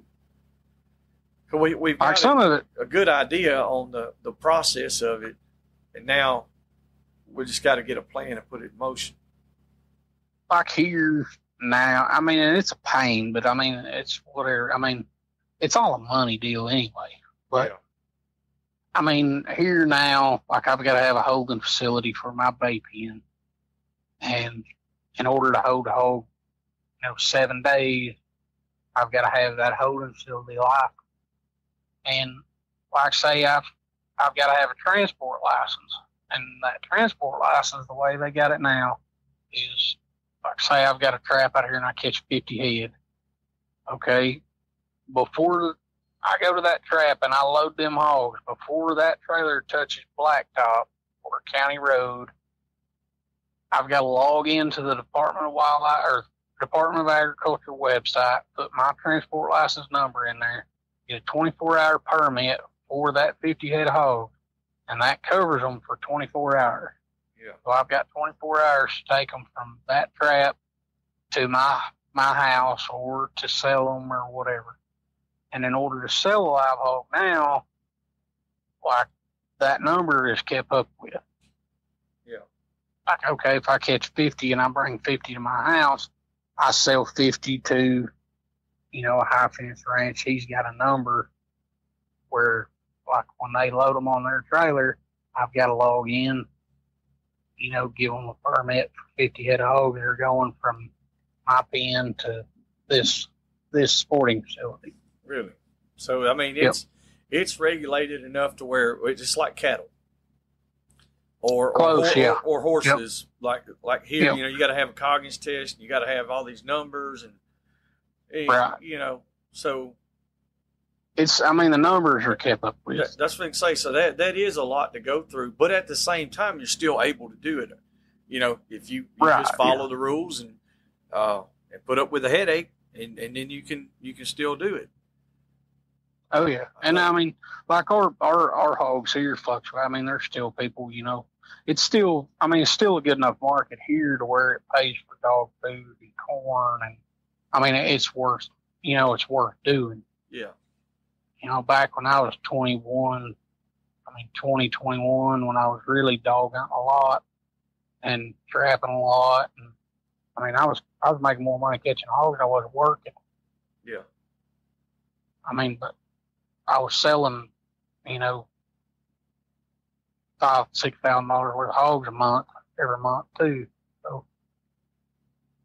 And that's, I mean, do y'all have like buying stations there, or is it more just high fence operations? It's all high fence. I mean, that's what it is. And I mean, back then, hogs, 200-pound boar with teeth showing and bring $200. Damn. I mean, that's pretty good money. Yeah. Yeah. I mean, now they don't bring that much. Now they're, between 50 and 60 is about average right now for, pretty much anything 100 and up is going to bring 50 to 60 cents. And as the summer goes on, people stop trapping, and that number will come up. I sold a load last year for $1. First load I've sold for $1 a pound in 15 years. Yeah. And like you said, that was just that one load, though, right? Yeah, that was one load. Because, I mean, if it was all, I think, man, you were talking about it a while back that, some of the prices were getting on up there. And, like you said, you start doing $1 a pound, there's going to be a lot of people that's going to try to start snagging them up. Yeah. So that can put a dent in your population. Yeah. I get back to $1, I'm going to say, hold my beer and watch this. That's exactly right. Now you're talking. I'm fixing to fill up 2 or 3 gooseneck pools. Yeah. Hurting on them. I couldn't imagine being able to do that. Well, there That'd was be so great. I think it's East Texas. There's a buying station there, and I keep up with them pretty regular. And that's what that guy was talking about. And I seen some of the market price that they had, and there was several weeks there that it was over $1. And yeah, he had no problem. Up high. Yeah, he had them some bitches stacked in there like cordwood too, buddy. Let me tell you, them hogs. I seen a deal in there. I seen a deal yesterday. I wanted to say that like their 250 pluses was 70 cents. I think. Well, I want to say I'd have to look back, but that was last week. I mean, there's still good money in it, you know. Yeah. I mean, certain times of year there's good money for sure. But like, I mean, you go to feeding 20 head of dogs and yep. you know, and running 4 or 5 big traps and running and going and blowing and yep. all your fuel and all that stuff. I mean, You gonna you spend $1,000 we don't a week. do it. We don't do it for the money. I promise. Yeah, exactly. Exactly. It don't take long to spend it all. No, because that's what I'm saying. No. You look at it and you got, $100 a week in dog food, a couple $100 a week at least in fuel, and then like you said, all your time just staying gone, moving on the road nonstop, wear and tear on your vehicles, wear and tear on yourself, wear and tear on your dogs, equipment, traps. Man, it takes so. I mean, Yep. in order to hunt, and now I don't even hunt enough. I'd say to make a dog, but I mean I still hunt 3 or 4 nights a week. But I mean back then I was hunting 7, and I had 41 head of dogs, and I think the best year I ever had, I sold, which was over 100 pounds, was 1,265 dog caught hogs. Damn. Holy shit. And that was one year, just me and my dog. That's a lot of pork chops. Yeah. Yeah, that was a pretty good year. I wasn't trapping. Trapping I could smash that, but that was my best year I ever had. What kind of average you got? A yearly average on with dogs?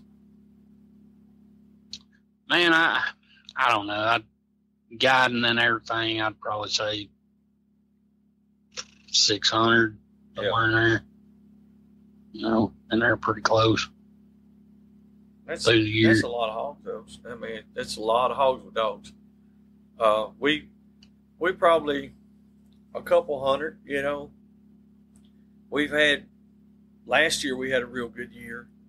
This year's been good. We just haven't got to go as much.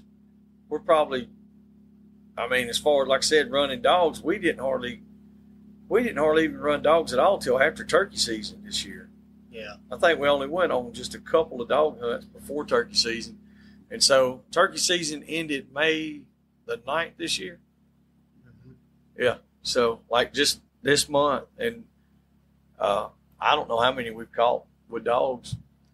I don't know. We've caught.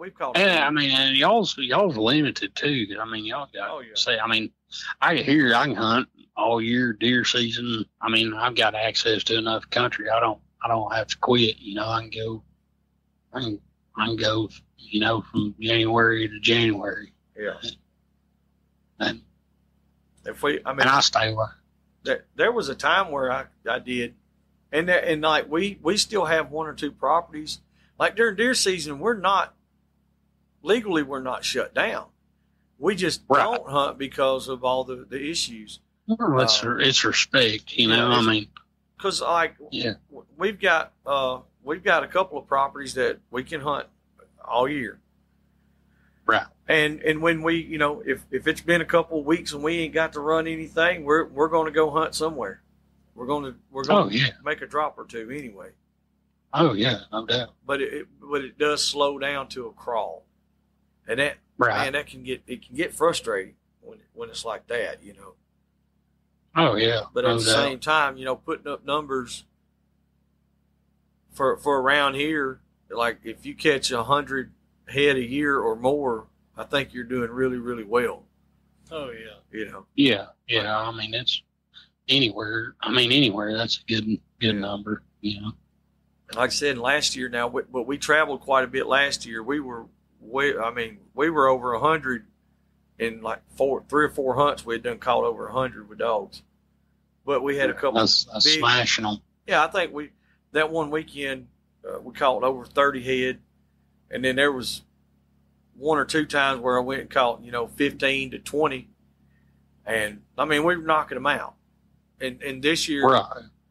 It's still consistent. It's still steady. We're catching hogs. It might be 2 or 4 or 6, something like that. But we're just not going we haven't got to go quite as much as we did last year. We're doing a lot more stuff too. Like, I mean, in the evenings, and we're doing this right here. It takes up 2 to 3 hours every evening. So we don't get to go run. Right. And if y'all got to hunt, 365, y'all's numbers would be right up there with mine. I'd probably say probably a little better. I don't know we do better. I don't think that. I don't think we have as many hogs. I was going to say, I don't think we have as many. I think a lot of times we put up the big numbers because, like, we go to a spot where the pigs at. We go right where the pigs are at, and we got cream of the crop. That ain't no doubt about that. Anywhere we're at, we have the best property. Right. We try to have anyway, and so a lot of times when we go, we get in the cream of the crop. Mm-hmm. And so we can do that, and then I would say if we could do it all year round, nonstop, whenever we wanted to, I'd say we'd probably average around 300. That's what I would think. Yeah. This year we set a goal for 500, and we're going to make it. I just got to we got to go more. One way or the other, if I set the goal, I'm going to hit it. Guys got to hit. And that's what I don't know what in the fuck I was thinking when I said 500. Nathan's one that said that shit. So I told you. Total, not just dogs. Okay, well, I'm gonna be trapping a lot or something. I guess I'm put them in a trap. I was telling some guys there the other day. I was fixing to get back to hunting like I used to, and just because I miss it. I mean, used to, I hunted 7 nights a week. If a tornado blew through, I'd wait till it blew over and I'd go hog hunting. And I had better dogs then. But you got to feed them tracks. That's exactly right. You can have the best bred dogs in the country. If you don't feed them tracks, they ain't gonna mount a nut. And that's where we're at right now. That's the issue where it's like we really need to be putting them on. We really need to be hunting them. And so and I'm to the point now. I'm gonna have to. I mean, all my dogs are old and wore out. Well, I mean, that's where we're at. Same thing. It's like we lost 2 lead dogs. End of the summer. It was year before last. Yeah, it's 2 summers now. So this will be the 2nd summer, and we've had a couple of dogs that stepped up real good, but then all the other dogs that we had, we got to looking at the ages, and they were 8, 10, 12, 13 years old, and like, we got to do something, So we got some young dogs that's, they're doing okay, but they're not hog dogs, but they're on their way. So we really need to push them. I think I told you a few weeks ago, me and Nathan went up to one of our spots, and we knew the hogs were there, and we carried just his 3 young dogs, and in 15 minutes we caught 3 hogs. And that's how you make a dog, right there. Stop what you're doing. Get your ass out there. Go put them down and run them. Go put them down, run them. I never did really get behind the part. And when I was younger, I was the world's worst about it. I'd take 2 good dogs and a puppy, or 3 good dogs and 2 puppies, and I think, and as I got older, I quit doing that, and I'd start them puppies, and I'd make them do it by themselves. Yep. And especially the ones I made it do it by themselves in the hot part of the summer, man, they really shine and come home, and make them do it by themselves. They won't wind up being a Me Too dog. They'll be a dog. Exactly. And that's what. And I'm big on letting a puppy run loose too. I mean, they got to be a puppy before they can be a dog. I'm a firm believer in that. Yeah, and that's what we were talking. I was talking about those two, the Mountain Cur Catahoula Cross and the Mountain Cur and the Boykin Cross. They're not showing as much interest as I figured they would at the age they are, but at the same time, they hadn't had a chance to really be puppies. And so Nate's, that's what he's doing. He's just letting them run loose, let them run around. Did forget about call you and T? Yeah, he told me. So a little while ago, I was at the house. I was working on some of the awards and stuff, and I just come in, wash off, and Nathan's friend Parker comes in there, and he's like almost in a panic. He said, "I'm glad you're here." He said, "But I wanted you to know there was 2 dogs off." He said, "I got them caught up." He said, "And I got them tied to the back of each truck."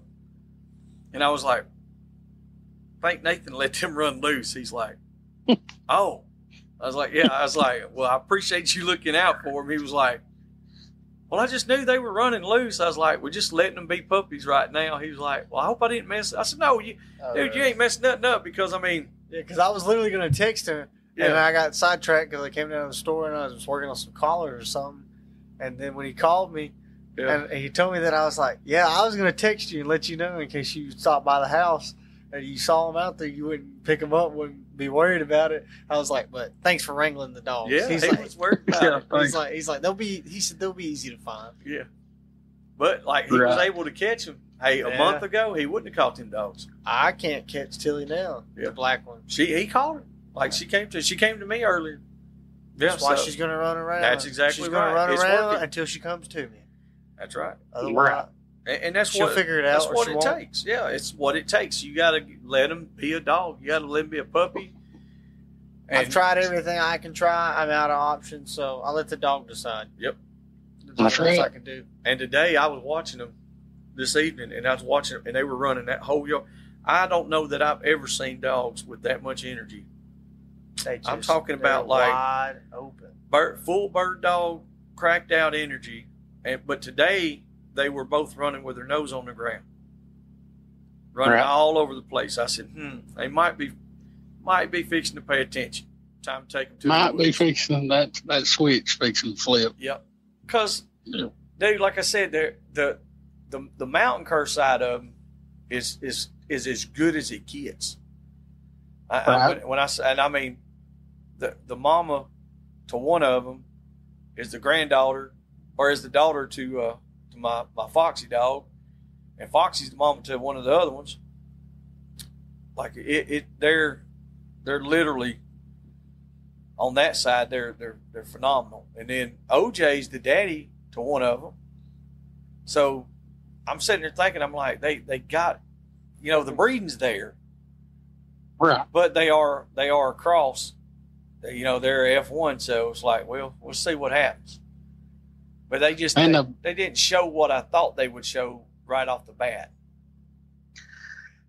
And man, some of them's just late bloomers. The very best strike dog I ever seen in my life. Wouldn't it? I mean, you couldn't melt him in a pot and pour him on a hog till he was 2 years old. Yeah. I mean, and I would have give up on him a long time before that. But the guy that actually got me into hog hunting, RDE, he lived just up from me about 20 miles, and he raised a litter of puppies, and which is kind of it's the same dogs all mine go back to. I mean, I got my first dog from him, and when he raised a litter of puppies out of his good strike dog he had named Killer, and which is still the best hog dog I've ever seen in my life, still to this day. But he raised a litter of puppies out of that set of dogs, and he had some puppies in there that really fired young, and there's one puppy is red, and some of them dogs was red, and he was red, black, had black pulling up past his ears, just red with full black muzzle. And that dog run around till he was 2 years old, and he wouldn't do nothing. And one day we was working some puppies out there, and it was like a light switch come on, and he fired right in there with the rest of them. The next time we took him, he bayed the hog in front of the good dogs. Damn. and you wouldn't look at a hog till he was 2 years old. And we talked about that last night with Connor. Like, I've had it happen every which way. Like you just said, I've had them at 6 months old, and I've had them at 2 years old before they started. Mm-hmm. And I've had the luxury, I guess you'd say, to be able to do that. And at the same time, it's like the dogs that start early, and that they're usually good dogs. They do great. The dogs that start late, most of the time they're good dogs and they do great. But the great dogs are just few and far between. And you're going to notice it, like you said, he's seen something in that dog to keep him that long. We knew it was in there. It was just had to come out. Exactly. That's what I'm saying. There was something in there because yourself, and I've had dogs like that, and I've looked at him, I'm like, this dog just ain't going to do it. Yeah, I didn't even see nothing worth keeping. And when it's that point there, it's like you need to move on. Right. But if you see something in there worth keeping, like I said, them two little gyps at the house, I've talked about, me and Nate both have talked about, them not going to make it. But at the same time, you just see so much drive and just the energy and all that. It's like, well, maybe they're too high strung to be right here at the house with all these other dogs and all this commotion going on. Maybe just take them to the woods and put them in that environment. And let's see what they do. Yeah, and a lot of it, I think, is exposure. I've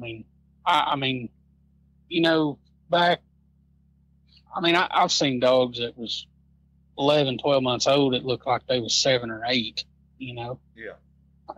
But they'd been on bukus and bukus of hogs, and they got hunted in thin hogs since they was little puppies.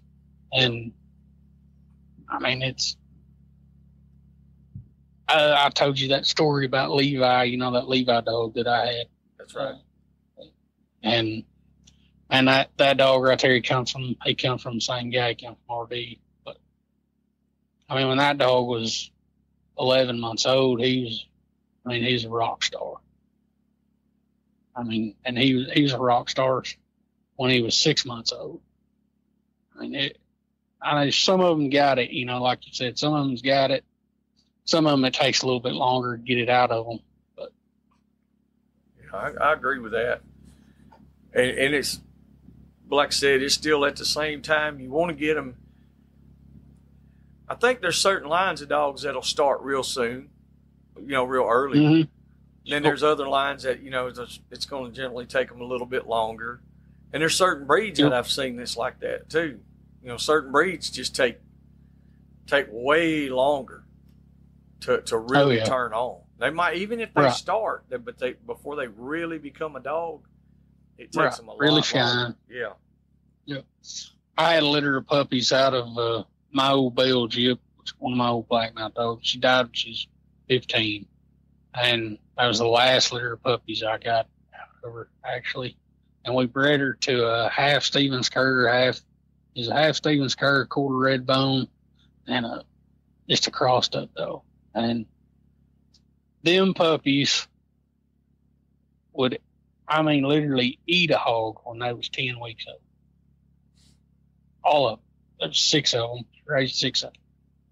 And they would try to kill herself to get to a pen a pig in a pen when they was 10 weeks old. And when they was 5 months old, they'd run a 4-mile race with a big dog. All of them. Damn. I mean, stay bayed. As long as them big dogs was there, they'd be with them. And they was like that from the time they were 5 months old to the time they finished out. It was like anything I ever seen. But the last one of that was that tater dog of mine that I got killed last March. Yeah. He was the last male dog out of that deal. But they was left alive. But they was natural for the time. Him? I didn't. No, I didn't. I bred him twice. I bred him twice too.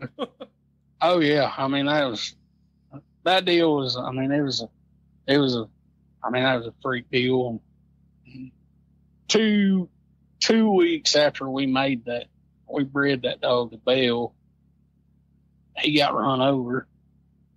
The male dog did, and she raised 6 of them puppies. All of them was they was either red saddleback or yellow saddleback dogs. There wasn't a full yellow dog in the whole deal. And there was either red saddleback or yellow saddleback dogs. And man, they was some good ones. But the dogs I've got now that I was going to send y'all a couple of them. They're close to that same way. They're bred kind of the same way. I got you. We'll see how it turns out. Yeah, that'd be something good to have to throw out there and see how they do out here in Alabama. They might be some superstars. Mm-hmm. They might be. I mean, they're not. I mean, they're not the best I've ever seen. They're not. They're not. But they're consistent. I'd take consistent all day long. Oh yes. Yeah. That's the biggest. That's the biggest downfall. I've seen a lot of people. They have one superstar and a bunch of other dogs that are just help dogs or Me Too dogs, and they're fine with that until something happens to the superstar, and then they're screwed. Yeah. Then you got to start over, and you think, yeah, oh, good Lord. I've been there. What have I done? I have been there, and that's after the very first time it happened. I was like, we ain't gonna have that happen again. We're gonna have every dog's gonna be able to do it on its own, and it ain't got to be a superstar. It's just got to be able to do it. It's got to be able to do it. I had more fun watching them puppies learn, and starting puppies, and usually it's a wreck about the first month and a half. Yes. But, hell, he may go stick his head in the armadillo hole or kill a coon or whatever, That's right. Or run a deer or whatever, And that's part of being a puppy or a young dog. Oh yeah, it is. Oh, everybody get mad. I was talking to Pat the other day, and one of the better male dogs I ever had is a red blackmouth cur, and I'd actually, he was out of some of my stuff, and I sold him to a guy when he was a puppy, and we was hunting one day, and this puppy was 8 months old, and I watched him almost catch a full-grown doe in a 60-acre Bermuda grass patch before she got to the other side of it. Damn. I mean, he could absolutely fly. And he run that deer all day long. All day. Run 13, we hunted 13 hours that day, and he run that deer 13 hours. Good Lord. And yeah, that guy was mad. That guy was pissed off. I mean, we caught dogs all. Well, that's what I did. We got to pick up. He said, I'm just going to get rid of him. I said, what do we want for him? He said, $200. I said, load him. Yeah. He said, what do you want that dog for? And I said, about six months, I'll show you. Yeah. It didn't take 6 months. It took about a month. And man, that dog there really made a good dog, and all them cur dogs are deep bottom dogs like that. They've always, all these dogs have always been that way. I mean, they ain't got quite the stick as like, you know, a running walker dog, but they're close. And that's what I like. I like to have something that's got that bottom to it, but I don't want it to where it's too much either. Yeah. Sometimes Well, you know. It can be. That's what I told Pat the other day. We was talking, and these crossed with that running walker stuff, a man really better be closer to Jesus if you do it. Yeah. They're bad anyway. They'd be really bad if you crossed them that way. Yeah. That's what I was just sitting there thinking. I was like, if you did cross them up, what would it be? Yeah.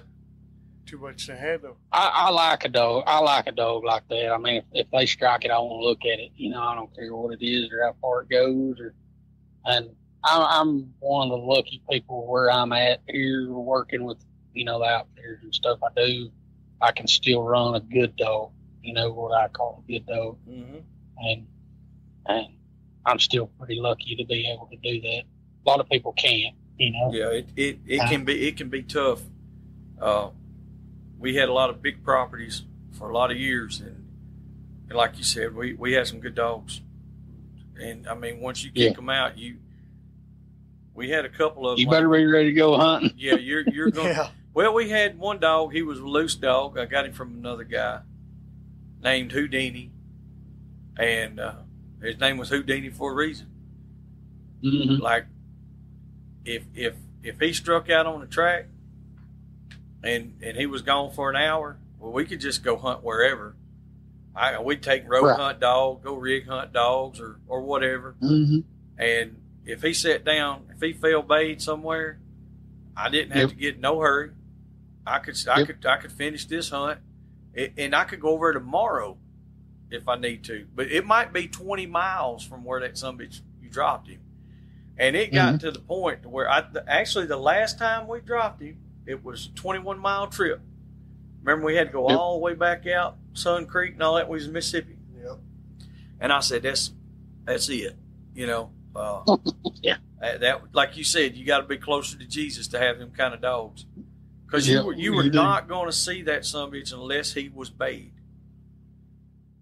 No, I had a dog that was a lot like that, and I loved him. And he got run over down there in the middle of Highway 32 one night by a hog on the yellow stripe. But I called him, his name's Zip Code. I called him Zip, but Zip Code. And then you could pull, I mean, it was him and a Jeep I run together all the time, and you could pull up, turn them dogs out, and you could go, you know, I could take my other dogs and go rig or whatever, and then I could come back around and I could find them. And when you found them, they'd be bayed. I mean, that's where they was. They'd go to the found a hog. I mean, you could turn him loose and no hogs, and you catch a hog. You know. Yep, that's. And I'll say that about old Houdini. That's the way that son of a bitch was. Like, you were gonna see hogs, but he just. The only downfall, he would not put teeth on them at all. I don't care how big it was or what it was. He was not putting teeth on them. He got wrecked bad when he was a pup, real bad, and because he was rough, and after that he just would not touch them, and that was the only downfall. Because like if one wanted to walk all day, he'd walk him, and I just. It got aggravating. Right. You go in there and you're looking at a big hog, but at the same time, he was an older dog, and I really wished I'd have bred him to something that was, shorter, hotter nose, rougher dog, and just crossed it up and seen what I come out with. Right. But I didn't. And so, that's what I said. That's the way it goes. Oh, yeah. Yeah, it is. We'd be hollering, catch that damn dog. Don't worry about the hog. Don't let the dog worry. After number 10 or 12, like, catch the son of a bitch. Catch the dog. Mm-hmm. Because, like, he was one of them, if he seen you slip in there and you had them other dog, you had a catch dog right there, when you turn that catch dog loose, he literally start walking away a little bit at a time. And when that bulldog hit, that son bitch was already 20 yards gone. Gone. Yep. I used to have 4 I run together that was like that. Oh, Lord. Yep. I used to run them together. There's 4 of them. I run them together all their whole life. And I used to have to hide them in the front of the dog box where people would go hunting with me. I couldn't. They call us, you want to go hunting? Yeah. I said, don't take them dogs. Take them younger dogs. And I'd hide them in front. I'd hide them in the front of the dog box in front of them, behind them puppies. They knew what was happening. Yeah, they didn't never know it till I opened the box. When I opened the box, that's you sorry bastard. There was a kid that used to hunt with me some, man, when he was in high school, and we had hunted. There's a hog down here that I'd run 3 or 4 times, and I'd always go to the next section, and that was a 2-mile section, and he ran the same path every time.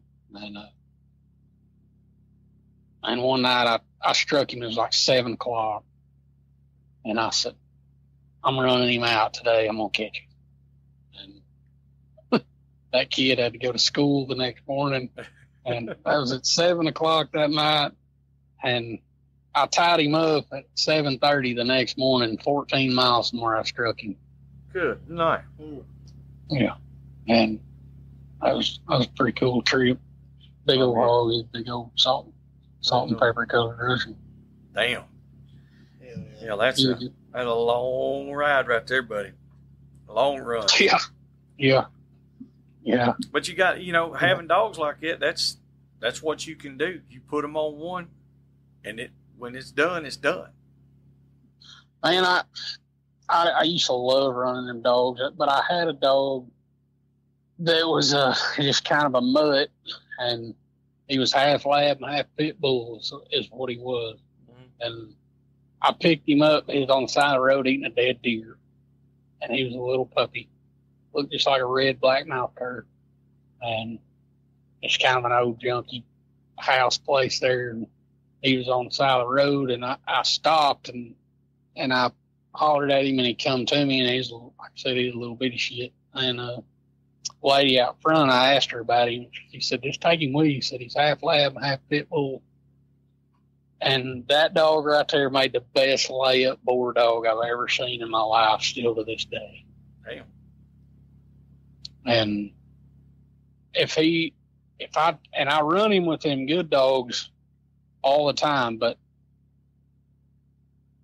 if he went in there and bayed, it was a boar, and I'd catch him where he stood up every single time. Damn. I never had a hog break on him more than 10, 15 yards max. I mean, he could make a hog 5 pounds stand there and look at him. Damn. And smart. I mean, running a track like Little Girl and Levi and all them good dogs, they'd hit a herd and just blow the country. They'd be over there 2 or 3 miles bayed. And that dog right there would go in there where that herd was, and he would circle it, and he would find that layup boar track, and he would go find that layup boar every single time. Damn. You can't beat I made that. more money. I made more money and caught more big hogs with that dog right there than anyone I've ever had. Damn old lab bulldog. Yep. He was half lab, half pit bull. And there wasn't a rough bone in that dog's body. That's crazy. Yep. But you said, he'd make them bay. He would. I caught some giant freaking hogs with him. And every time, if I hit a herd, he'd have that layup board every single time. Didn't matter if I went and caught 7 with them other dogs, I could always come back. And when you'd go to him, he'd be bayed, and he'd have the boar in that herd every single time.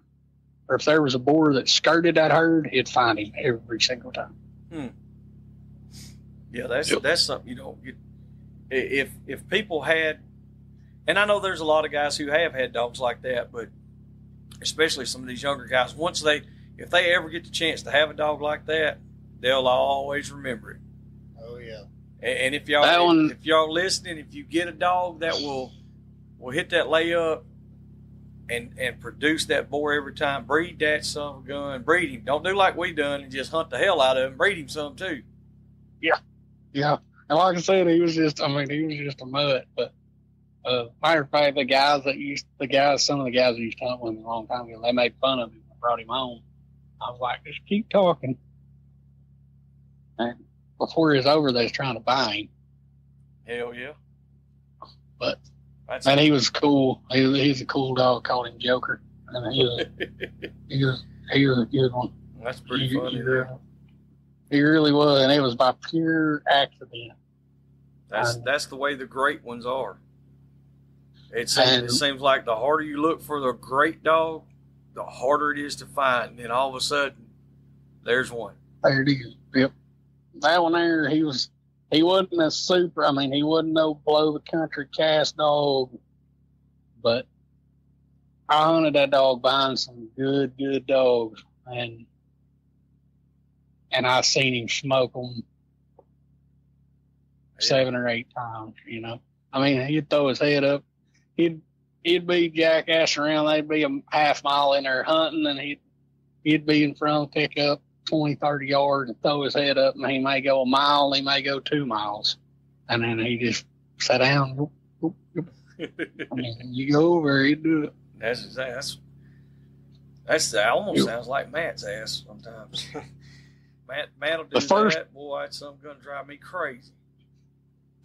The high school kid I was talking about on that board, we ain't him runs for, but the first hog Joker ever found was we was driving one time and I had some puppies. That's all I had was puppies and him.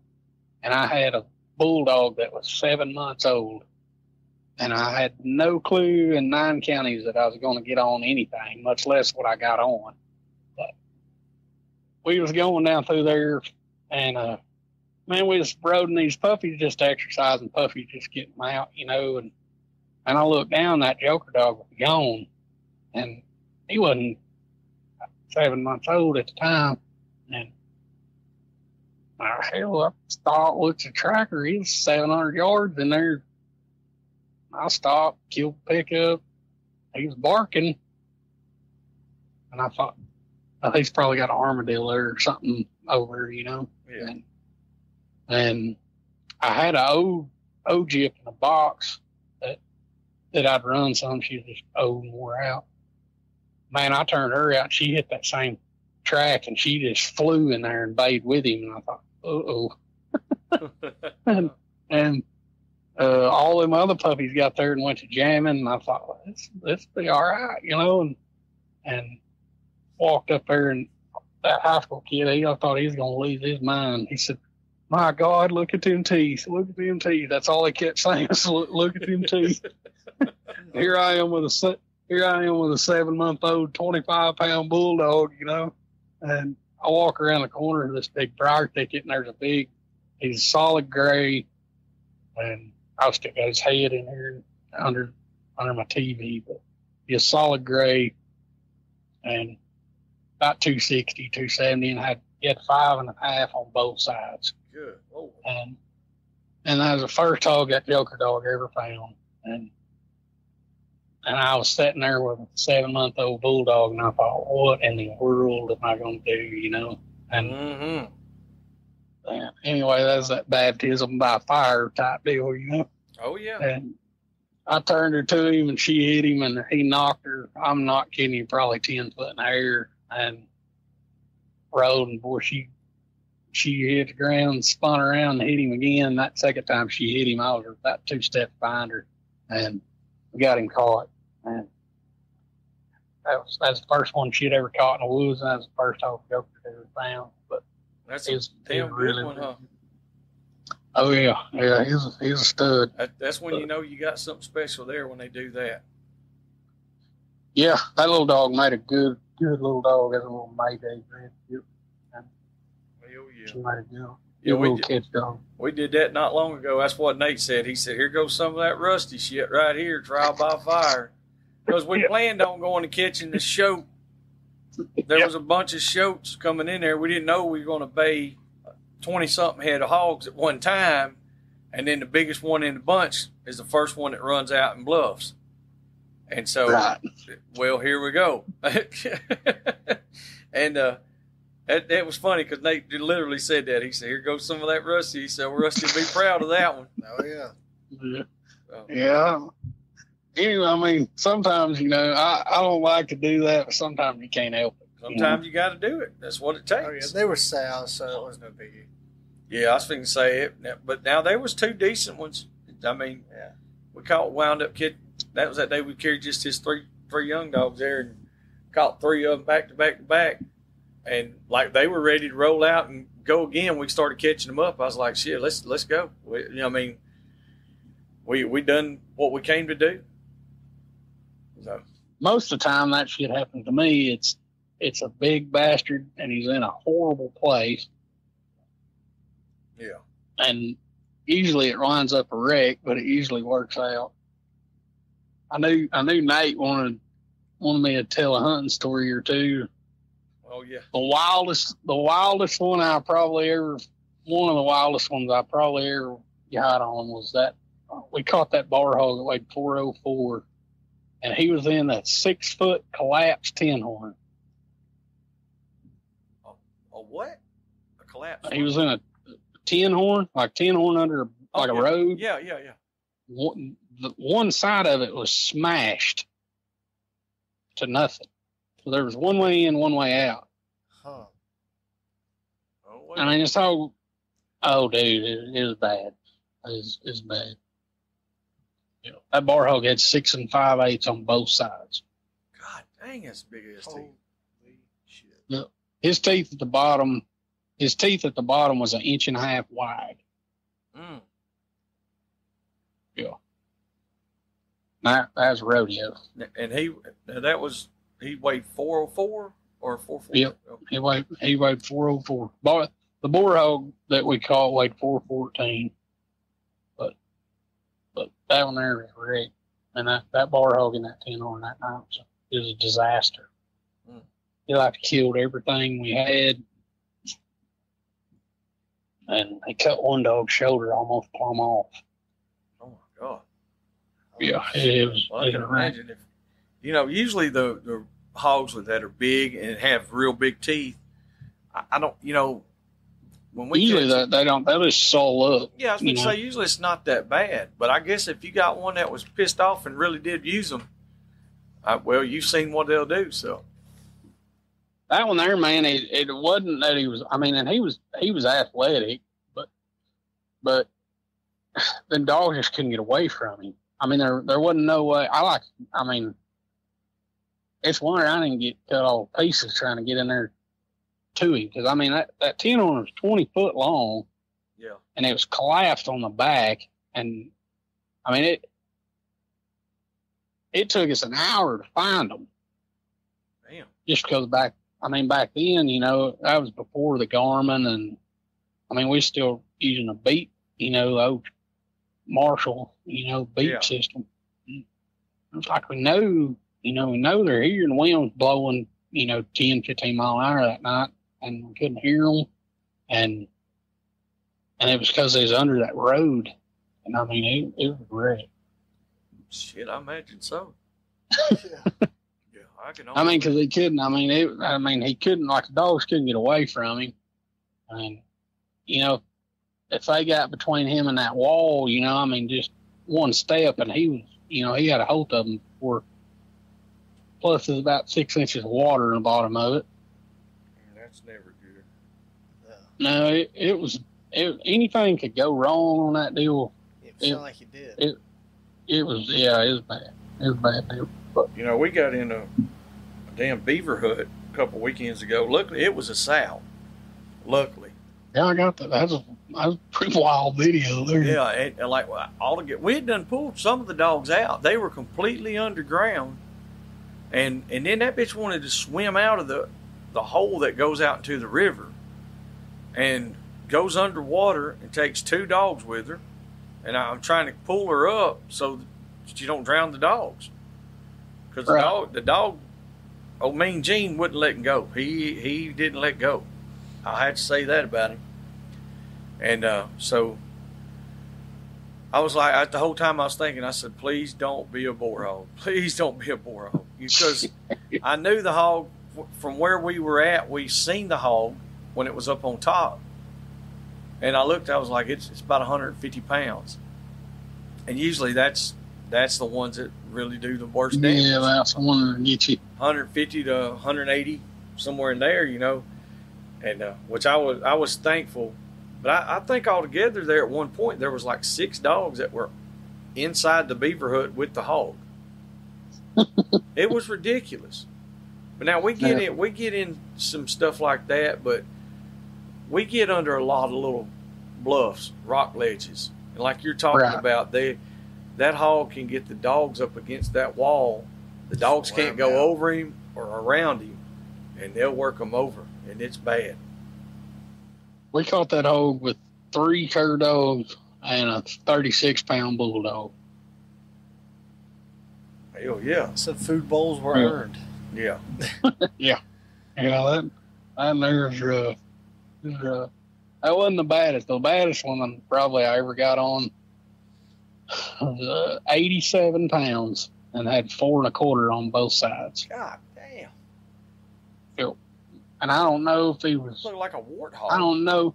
I don't know if something was wrong with him or what, and they was needle sharp, and they was probably a 1/4 inch wide. It's the weirdest shit I ever seen in my life. Damn.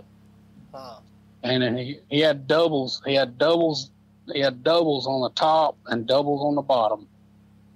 Yeah, that is some wild shit there. I told you about that hog before, but that hog is a black and white hamp hog, and my cur dogs actually caught him. And man, I pulled down this pasture road and I heard them, and they was caught, and I don't know why I got out and I got I was getting my bulldog off the back of the truck, and man, dogs went to freaking squalling, and I mean, the pig was squealing when I pulled up there, so I wasn't really in no hurry. And dogs went to freaking squalling, and it sounded like everything's getting wrecked, and I was by myself, and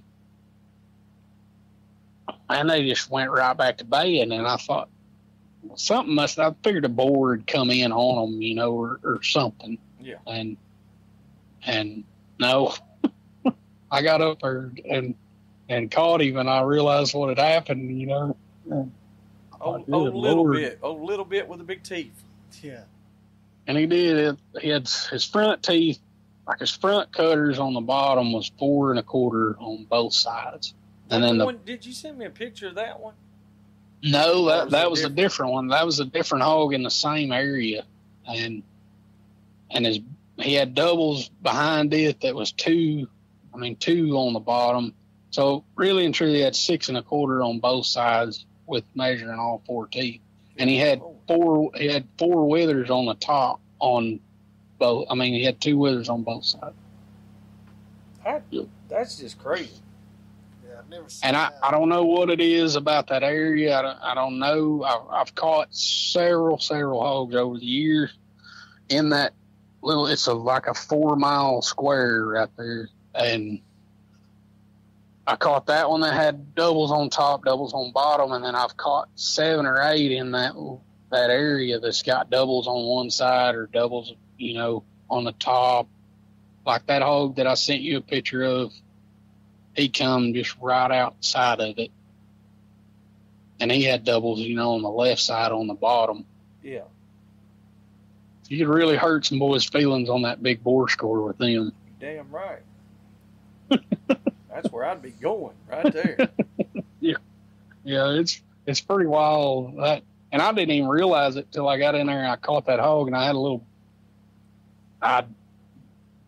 was tying him up, and my bulldog was caught, and that bulldog I had then, it just lay down with his hog caught, and he wouldn't shake or nothing, and I got the hog tied up, and I was getting him off, and his vest was hung, and that hog kind of shook his head, and when he did it, that vest popped loose, and I thought, well, that's weird. And I looked down there and seen them doubles, and I thought, oh Lord, Yeah. no wonder it's hung in there. That son of a bitch has some extra teeth. See, we're from Alabama. They ain't got no teeth. No. Them there in that little, and like I said, it's in that little 4 mile square. I've caught several in that area there that's had double, and it's got to be some, some gene or something in that deal. And that hog there actually had 2 mule foot on the front, and his back tooth. Did he have wattles? Did he have any wattles? Yes, yeah, he did. He did have wattles. Yep. Yep. Yeah, that's kind of weird. And he was weird. He was a mean looking sucker. Shit, I bet. Yeah, Had all them damn teeth hanging out of his head.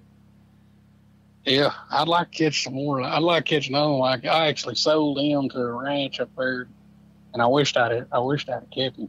But yeah, I don't imagine I'll ever catch one like that. But again, I mean, can't never tell. It'd be nice though. No, it'd be something pretty damn cool. Yeah, I talked to some guys, that runs a lot of different high fences and stuff, and they said they'd seen them with doubles on one side on the bottom, but they'd never seen one with doubles on top and doubles on the bottom. I've got some pictures of them somewhere. I took a bunch of pictures of them a long time ago. Gotcha. Yep. That's some damn good ones there, though. I don't have any cool hunting stories like that shit. No, most of mine suck. Yeah. Most of the time it's like, we didn't catch nothing. We ran them. Got outran. It happens. Oh man, I think the guy hog hunter gonna get outrun sooner or later. Oh yeah. Yeah, that's the only thing with these young dogs is like I'm sitting there looking, I'm like, guys, come on. Y'all know y'all can catch these pigs. And I'm trying to pep talk them, but they don't listen to me like I'm Nick Saban, A bunch of assholes. Gotta do like Uncle Pat, gotta put that dominion on them. Yeah, that's what I'm gonna have to do. I might have to send them down there to Pat for a week or so and let him. Gonna be good dogs. Yeah. Yeah, gonna be good dogs. I don't know. Them some guns come back. Ain't no telling how they be acting then. Man, I had a set of dogs. It's been several years ago, but one of them actually made one of the best jips I've ever had. And I started them dogs from puppies, and I run them together since they was 5 months old till the time they died.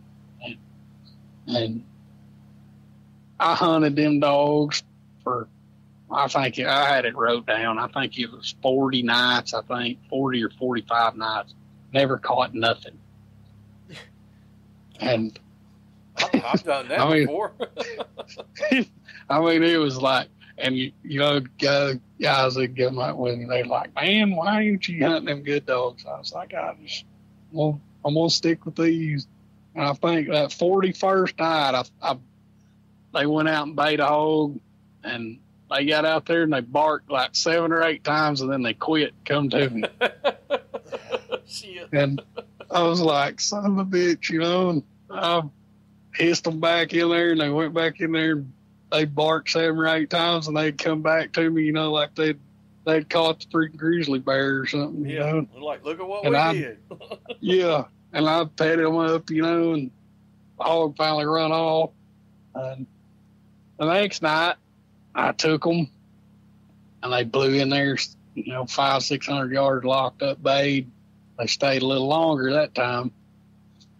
And same thing, I patted them up, and I thought, they're getting it. Well, that third night, they went in there, that 500, and locked up. Well, I let them get, and I don't normally do that. I turn my bulldog loose when I'm 10 yards from them, but I sent him from about 150 yards, and I got that one caught. And after I got that one caught, it's just like I turned the light switch on.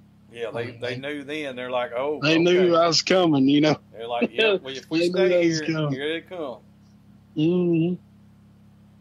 Yeah, and after that, I mean, they'd stay bayed till they starved to death, I think. But, but them boys that used to talk with, they just couldn't understand. It was like, I said, they'll get it one of these days. Well, that's the difference in, like I said, I've said this a bunch of times. It has nothing to do with catching a damn hog when you're training these young dogs, these pups. It's all about the dog. It's always been about the dog. Exactly. So if guys like you will do stuff that 90% of other people won't do, like you said, you hunt them dogs 40 nights straight, knowing you got dogs at the house that'll smoke it. And oh yeah, they're trying to chew the fucking wire off the pen to get out of it. You know? When me and Rodney first started hunting together, that's what he was like, well, why don't you bring them good dogs? I was like, because these are never going to be worth a damn if I don't hunt them.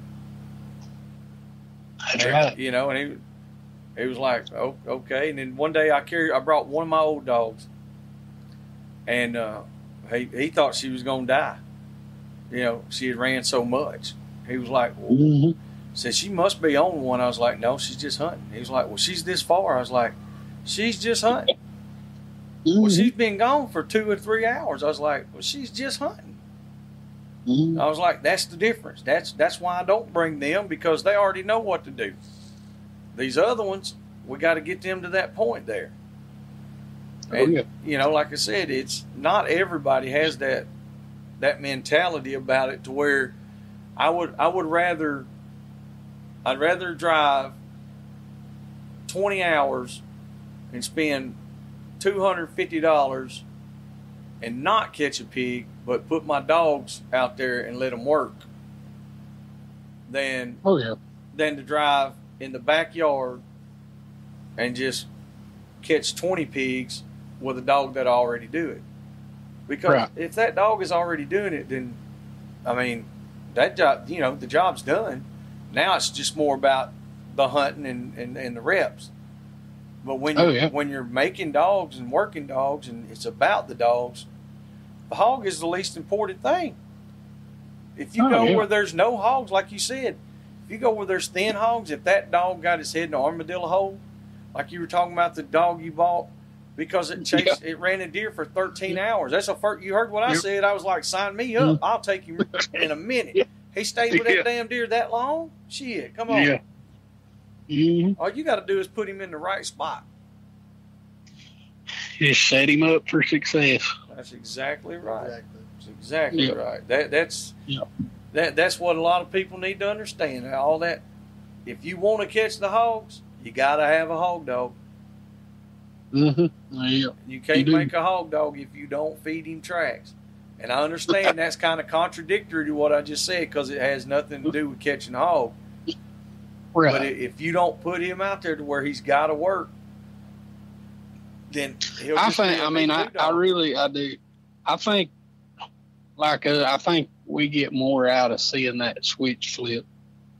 Yeah. In a dog, you know, in a puppy, when they figure that first track out, or they finish that first race.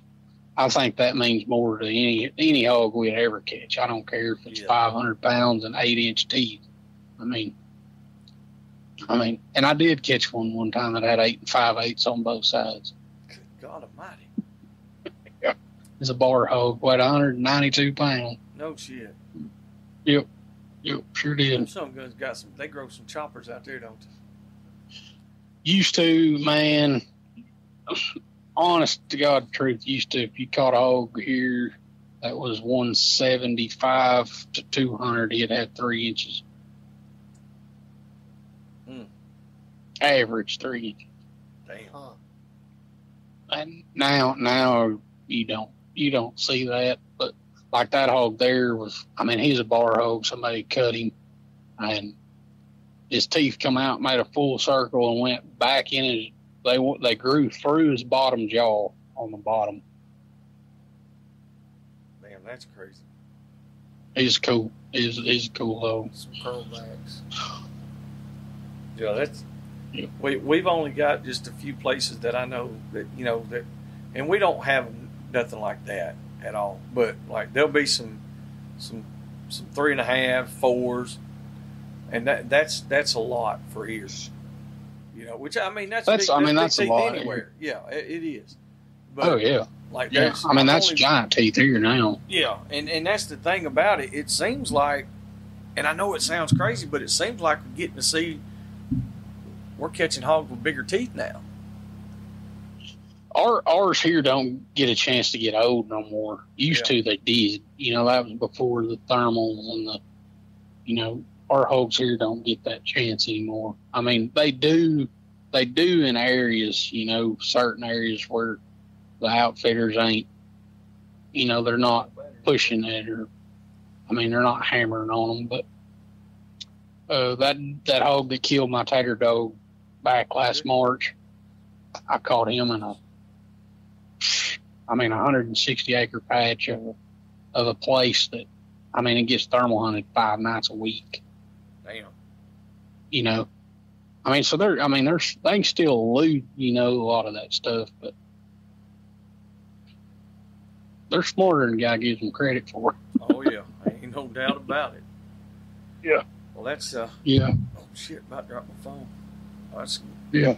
I think that'll be a good spot right there to call it on this one, Rusty. Sounds good. I think we touched on about everything Nate wanted to. I think. Yeah, I was going to say we went over the decoy dogs, the woods dogs, and the big bore skull. Not hand. I think the only thing we forgot is handle. I think. Yeah. Yeah. But I mean, like the way you talk about the damn them decoy dogs, if people can't figure out handle on that one, then I don't know what to tell them. yeah, that's true. So, that is true. But that'll work. Sounds good, buddy. Listen, we appreciate you getting back on here with us as always. Oh shoot, man! Thanks for having me. No, I enjoy visiting with y'all guys. I'm excited with this whole woods dog deal. Oh yes, because it's the best of both worlds. We get to do the bay pen stuff, and it's all woods dogs this time. So yeah, and I mean it's gonna be. I mean, what we wanted to do, you know, me and you talk about. I mean, just a bunch of woods guys to get together and visit and cook and run a few dogs and just enjoy a couple days. It's an old school field trial.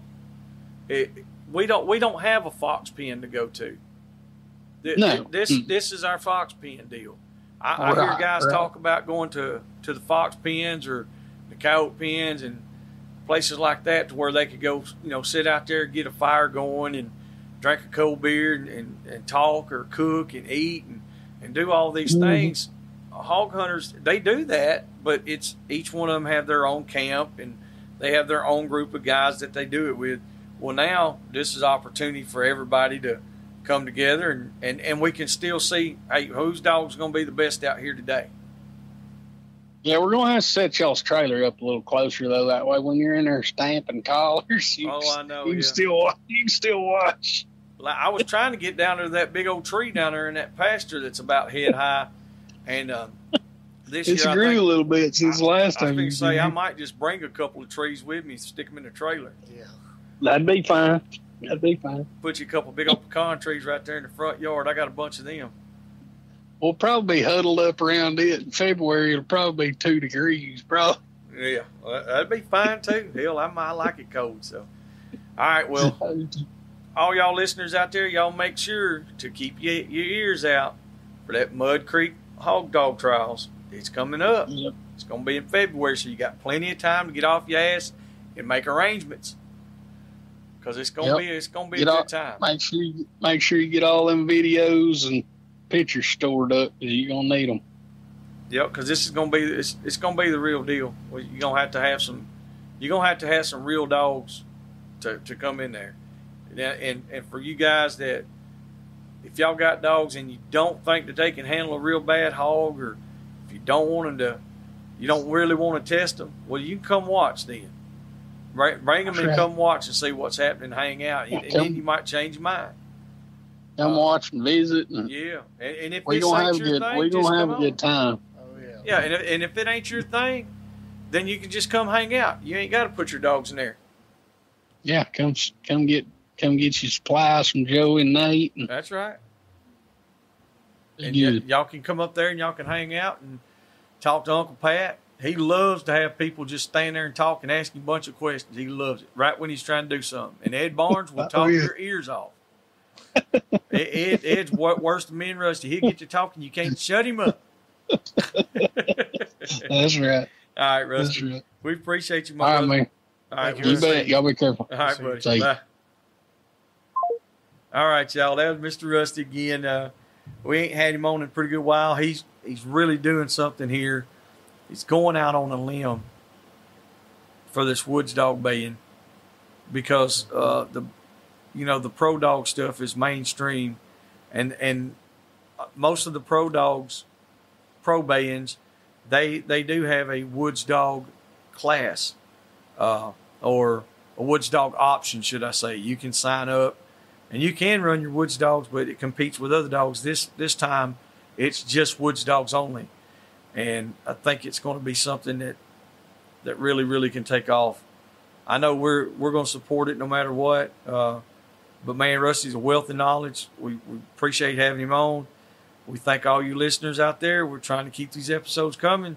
Sometimes they get a little long-winded and we stretch them out, and we try to get the best that we can do. And so y'all make sure to like, subscribe, make sure that you do everything you can do on the social media stuff. Go to YouTube, subscribe to the channel. We need to hit at least 1,000 subscribers, and we need y'all to help us do that. Y'all make sure to follow us on all our social media. Y'all stay with us. We're going to keep going, going to keep pushing. Till next time, we'll see you. Thank you.